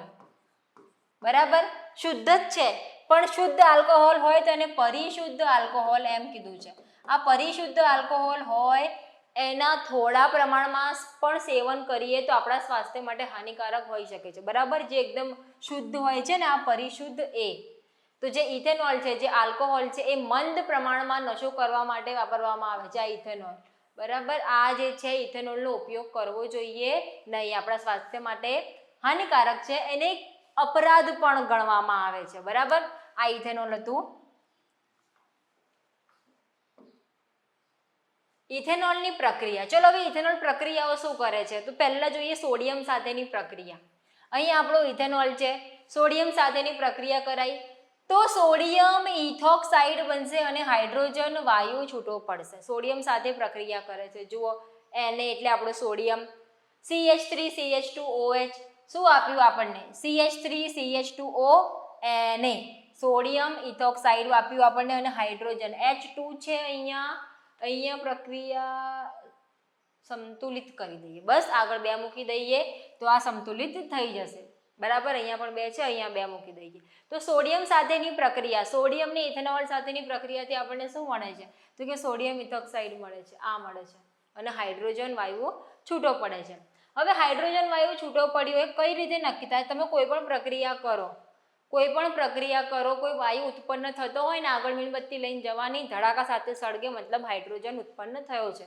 બરાબર. આપણે ઇથેનોલ લીધું, ઇથેનોલમાં સોડિયમ નાખ્યું. સોડિયમ એટલે કંઈ બહુ વધારે નથી નાખવાનું, નાનકડા દાણા જેટલું જ નાખવાનું. બરાબર. સોડિયમ છે એ તો બહુ રિએક્ટિવ હશે એટલા માટે. ચલો આગળ જોઈએ. અસંતૃપ્ત હાઇડ્રોકાર્બન સાથેની પ્રક્રિયા. અસંતૃપ્ત હાઇડ્રોકાર્બન લઈએ ચલો આપણે. ઇથેનોલ છે. ઇથેનોલની પ્રક્રિયા આપણે કરાવી સાંદ્ર H2SO4 જોડે. સાંદ્ર, બરાબર, મંદ નથી, સાંદ્ર છે. ગરમ કરવાનું છે. શું બનશે? CH2. આ બરાબરની નિશાની નથી, આ દ્વિબંધની નિશાની છે. ડબલ બોન્ડ બન્યા છે. બરાબર. આ ડબલ બોન્ડ CH2. બે કાર્બન છે. બે કાર્બન હોય એટલે શું કહેવાય? ઇથ લાગે. અને બંધ કેટલા છે? બે, એટલે ઇન. આ શું બની ગયું? ઇથિન. આ છે તમારું ઇથિન. ઇથિન અને પાણી છૂટો પડે છે. તો કે આ સાંદ્ર H2SO4 હોય ને એને નિર્જળીકરણ કરતા તરીકે પણ વપરાય છે. નિર્જળ એટલે નિર્જળ, નિર્જળ એટલે પાણીને દૂર કરે છે, એટલે નિર્જળીકરણ, નિર્જળીકરણ કરતા તરીકે પણ વપરાય છે. કોણ? આ H2SO4. H2SO4 કેવો? સાંદ્ર. સાંદ્ર H2SO4 ને નિર્જળીકરણ કરતા તરીકે પણ વપરાય છે. બરાબર. આ પ્રક્રિયામાં ઇથેનોલ હતું. ઇથેનોલમાં આપણે શું નાખ્યું? આપણે H2SO4 સાંદ્ર ગરમ કર્યું તો ઇથિન બન્યું અને પાણી છૂટું પડી ગયું. એટલે આમાંથી જેટલું પાણી હશે એ છૂટું પડી જશે. એટલે નિર્જળીકરણ કરતા તરીકે કોણ વપરાય છે? H2SO4. હવે જોઈએ ઇથેનોઇક એસિડના ગુણધર્મો. ઇથેનોઇક એસિડ, આપણું ઇથેનોઇક એસિડ CH3COOH. આ છે આપણો ઇથેનોઇક એસિડ. બરાબર. ઇથેનોઇક એસિડ ને આપણે આગળ જે પાઠ ભણ્યા એમાં શું નામ આપ્યું આપણે એને? Acetic acid. બરાબર. એસિડ બેઝ ક્ષારમાં જે એસિડ હતા એમાં આપણે આ એસિડ બહુ વાપરતા હતા કે મંદ એસિડ છે. બરાબર. એવું કઈ ના, કયો એસિડ હતો? Acetic acid. તો એસિટિક એસિડ, ઇથેનોઇક એસિડ એ બધા આના જ નામ છે. બીજું કાર્બોક્સિલિક એસિડ, કાર્બોક્સિલિક જૂથનો છે એટલે કાર્બોક્સિલિક એસિડ પણ કહેવામાં આવે છે. આ CH3COOH જે છે એના જ બધા નામ છે. બરાબર. પહેલા આપણે એને શું કીધું હતું? Acetic acid. એસિટિક એસિડ કીધું. બરાબર. એસિટિક એસિડ કીધું. પછી શું કીધું આપણે? Ethanoic acid. Ethanoic acid. બરાબર. કાર્બોક્સિલિક સમૂહનો છે એટલે કાર્બોક્સિલિક એસિડ.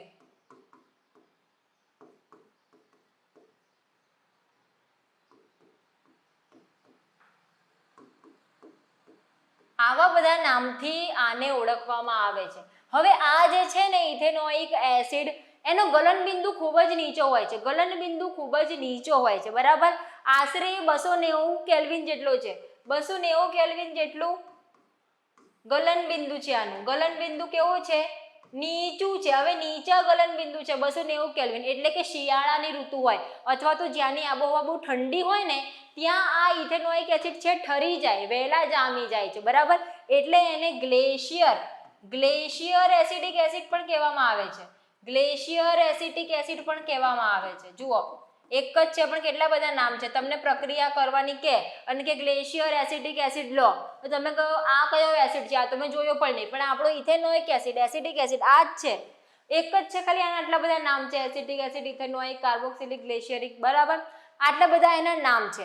આ ગ્લેશિયરિક તો એટલા માટે કે ઠરી જાય છે વહેલા. શિયાળાની ઋતુ હોય કે પછી ઠંડા પ્રદેશ હોય ને ત્યાં વહેલો ઠરી જાય છે. હવે આ ઇથેનોઇક એસિડ છે ને એનો ઉપયોગ આપણે વિનેગર બનાવવામાં પણ થાય છે. વિનેગર બનાવવામાં. વિનેગર એટલે સરકો. બરાબર.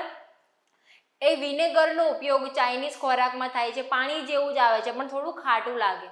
તો જ્યારે લીંબુનો રસ ના હોય ત્યારે વિનેગર નાખે છે. બરાબર. એ વિનેગરને પ્રિઝર્વેટિવ તરીકે પણ વાપરવામાં આવે છે. અથાણા બનાવતી વખતે પ્રિઝર્વેટિવ તરીકે પણ નાખવામાં આવે છે. એ આ ઇથેનોઇક એસિડ જે છે બસ પાણીમાં એનું દ્રાવણ બનાવવાનું, જેમાં 5 થી 8% ઇથેનોઇક એસિડ ને બીજું પાણી નાખવાનું, તો શું બની જશે? વિનેગર બની જશે, સરકો બની જશે. બરાબર. એને પ્રિઝર્વેટિવ તરીકે પણ વાપરવામાં આવે છે. હવે અહીંયા શું કીધું છે? એક પ્રક્રિયા આપી છે. પ્રક્રિયાથી આપણે જોવાનું છે. એક કસનળી લીધી છે અને કસનળીની અંદર શું લેવાનું છે? તો કે આપણે લેવાનું છે ઇથેનોઇક એસિડ અને ઇથેનોલ. ઇથેનોઇક એસિડ અને ઇથેનોલને ગરમ કરવાના છે. શું લેવાનું છે? ઇથેનોલ. અને બીજું શું લેવાનું છે? Ethanoic acid. બરાબર. 1 ml આ લઈ લો. 1 ml અને 1 ml આ લઈ લો, બરાબર. 1 ml ethanol, 1 ml ethanoic acid લઈ લો. પછી શું ડાયરેક્ટ ગરમ નહીં કરવાનું, વોટર બાથ આપવાની, બરાબર. એટલે પાણી ભરવાનું, એમાં કસનળી મૂકવાની ને પછી ગરમ કરવાનું, બરાબર.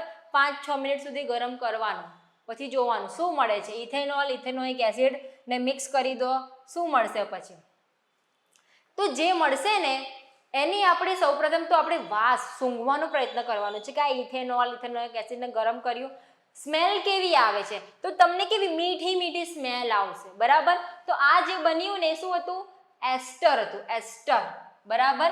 એસ્ટરીકરણ કરાયું. જો અહીંયા ઇથેનોઇક એસિડ છે આપણું CH3COOH, ઇથેનોલ એમાં પ્લસ કર્યું, એસિડની હાજરીમાં પ્રક્રિયા કરી, એસિડ કયો એસિડ હશે, HCl. શું મળ્યું આપણને, એસ્ટર.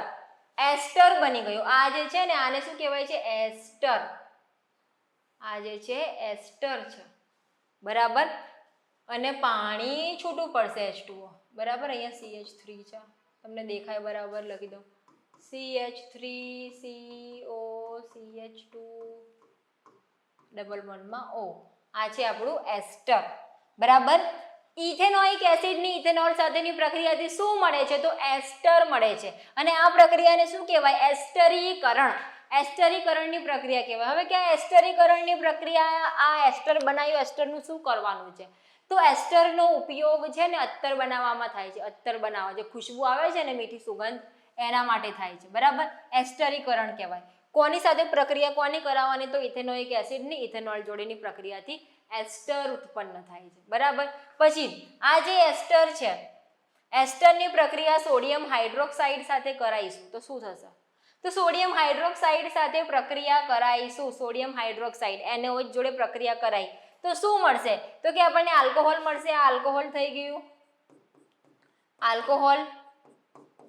અને સોડિયમનો ક્ષાર મળી ગયો, બરાબર. સોડિયમનો ક્ષાર મળી ગયો. આ જે છે ક્ષાર છે, કોનો ક્ષાર છે, સોડિયમનો, બરાબર. Na CH3COO Na, આ જે Na છે સોડિયમ, સોડિયમનો ક્ષાર મળી ગયો. આ પ્રક્રિયા છે ને આને સાબુનીકરણ પ્રક્રિયા કહેવામાં આવે છે. સાબુનીકરણ. સાબુનીકરણની પ્રક્રિયા એટલે આ પ્રક્રિયા છે ને સાબુ બનાવવામાં વાપરવામાં આવે છે. આ જે છે ને આ ક્ષાર, આનો ઉપયોગ થાય છે સાબુ બનાવવામાં. આગળ આપણે શીખવાના જ છે, પણ આ પ્રક્રિયા છે એને સાબુનીકરણ એટલે સોપીફિકેશન કહેવામાં આવે છે. બેઝ સાથેની પ્રક્રિયા, બેઝ જોડે કઈ પ્રક્રિયા કરે છે આપણો ઇથેનોઇક એસિડ. જુઓ NaOH છે, NaOH સોડિયમ હાઇડ્રોક્સાઇડ બેઝ, બરાબર. બેઝ જોડે પ્રક્રિયા કરાવી આપણે CH3COOH ની શું બન્યું, CH3COONA, બરાબર. સોડિયમનો ક્ષાર અને પાણી છૂટું બન્યું.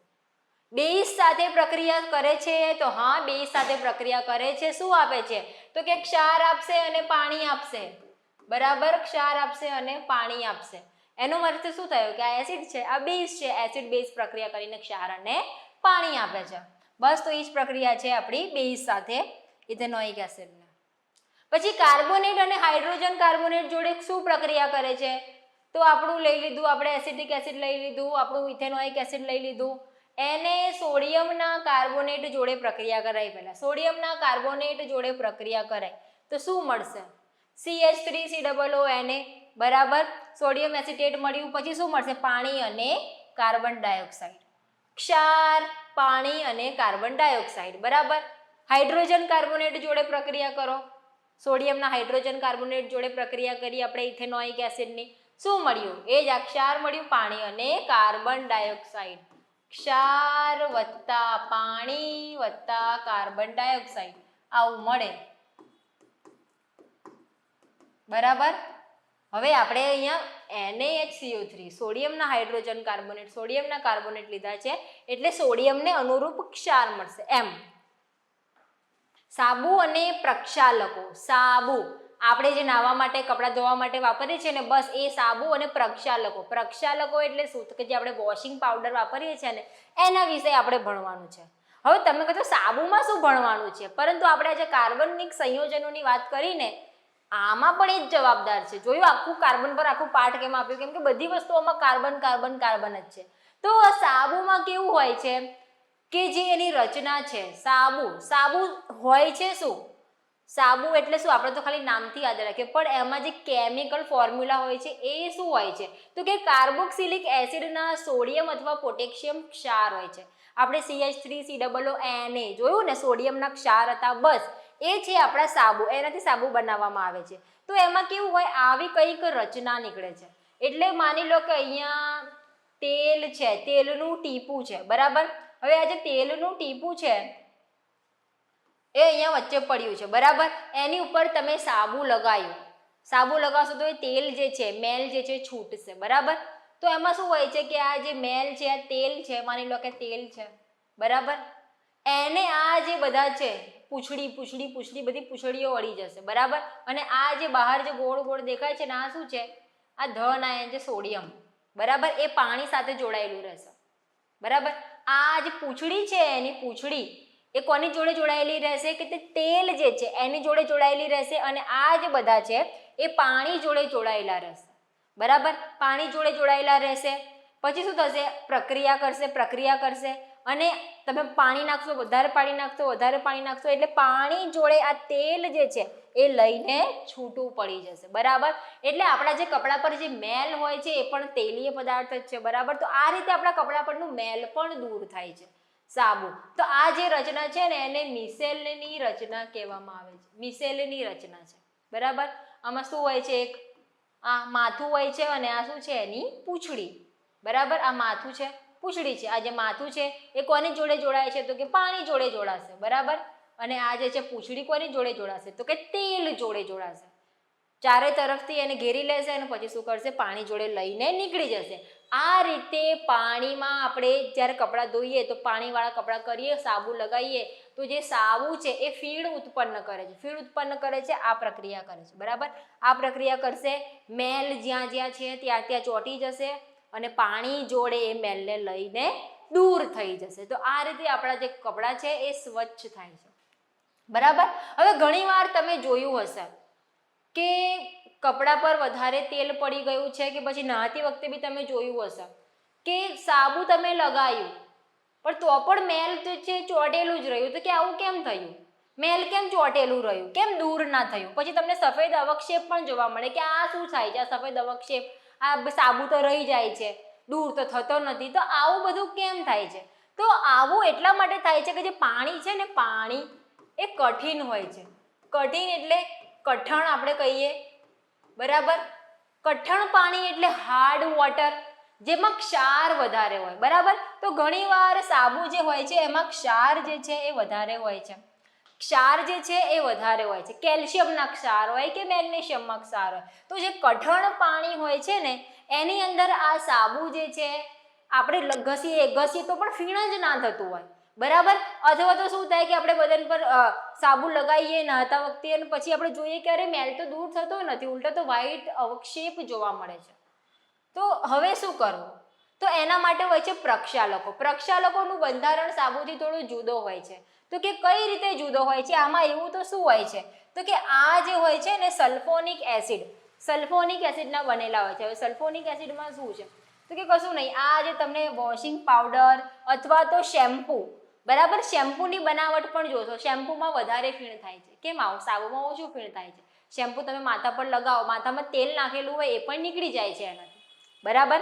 શેમ્પૂથી ગમે તેવું તેલ જે છે દૂર થઈ જાય છે, વાળ મસ્ત કોરા થઈ જાય છે, શેમ્પૂથી આવું થાય છે. વોશિંગ કપડા પર તમે સાબુ લગાવીને સાફ કરો, મેલ બરાબર દૂર ના થાય, પરંતુ વોશિંગ પાવડર લગાવો ત્યારે કેમ સારી રીતે થઈ જાય છે? બોલો કેમ આવું થાય છે? કે આ જે છે આપણે તો સાબુ, આ શેમ્પૂ, આ બધું બનાવટ તો એક જ હશે ને, બનાવટ તો એક જ છે, પરંતુ આવું કેમ થાય છે? તો કે આની રચના થોડી જુદી હોય છે. કેમ જુદી હોય છે? તો કે આ જે છે એની રચનામાં કેવું હોય છે કે ક્લોરાઇડ, બ્રોમાઇડ આવા બધા જે છે ને, આયોડિન આવી જોડે એમોનિયા જોડે છે પ્રક્રિયા કરી અને શું કરશે કે બંને બાજુથી, અહીંયા જો આ જે છે ને, આ પણ માથું છે, અહીંયા પણ માથું છે, જો બે પૂંછડીઓ વચ્ચે છે. તો આવી રચના બનાવશે, આનાથી થોડી જટિલ રચના બનાવશે, બરાબર. માની લો કે તેલ અહીંયા છે, મેલ અહીંયા છે, બરાબર, મેલ અહીંયા છે વચ્ચે. હવે શું થયું? તો કે તેલ છે, મેલ છે, એવું નહીં કે તેલ અને મેલ સાથે આ પૂંછડી જોડાયેલી છે અને અહીંયા માથું લઈને નીકળી ગયું, એવું નહીં. શું કરશે?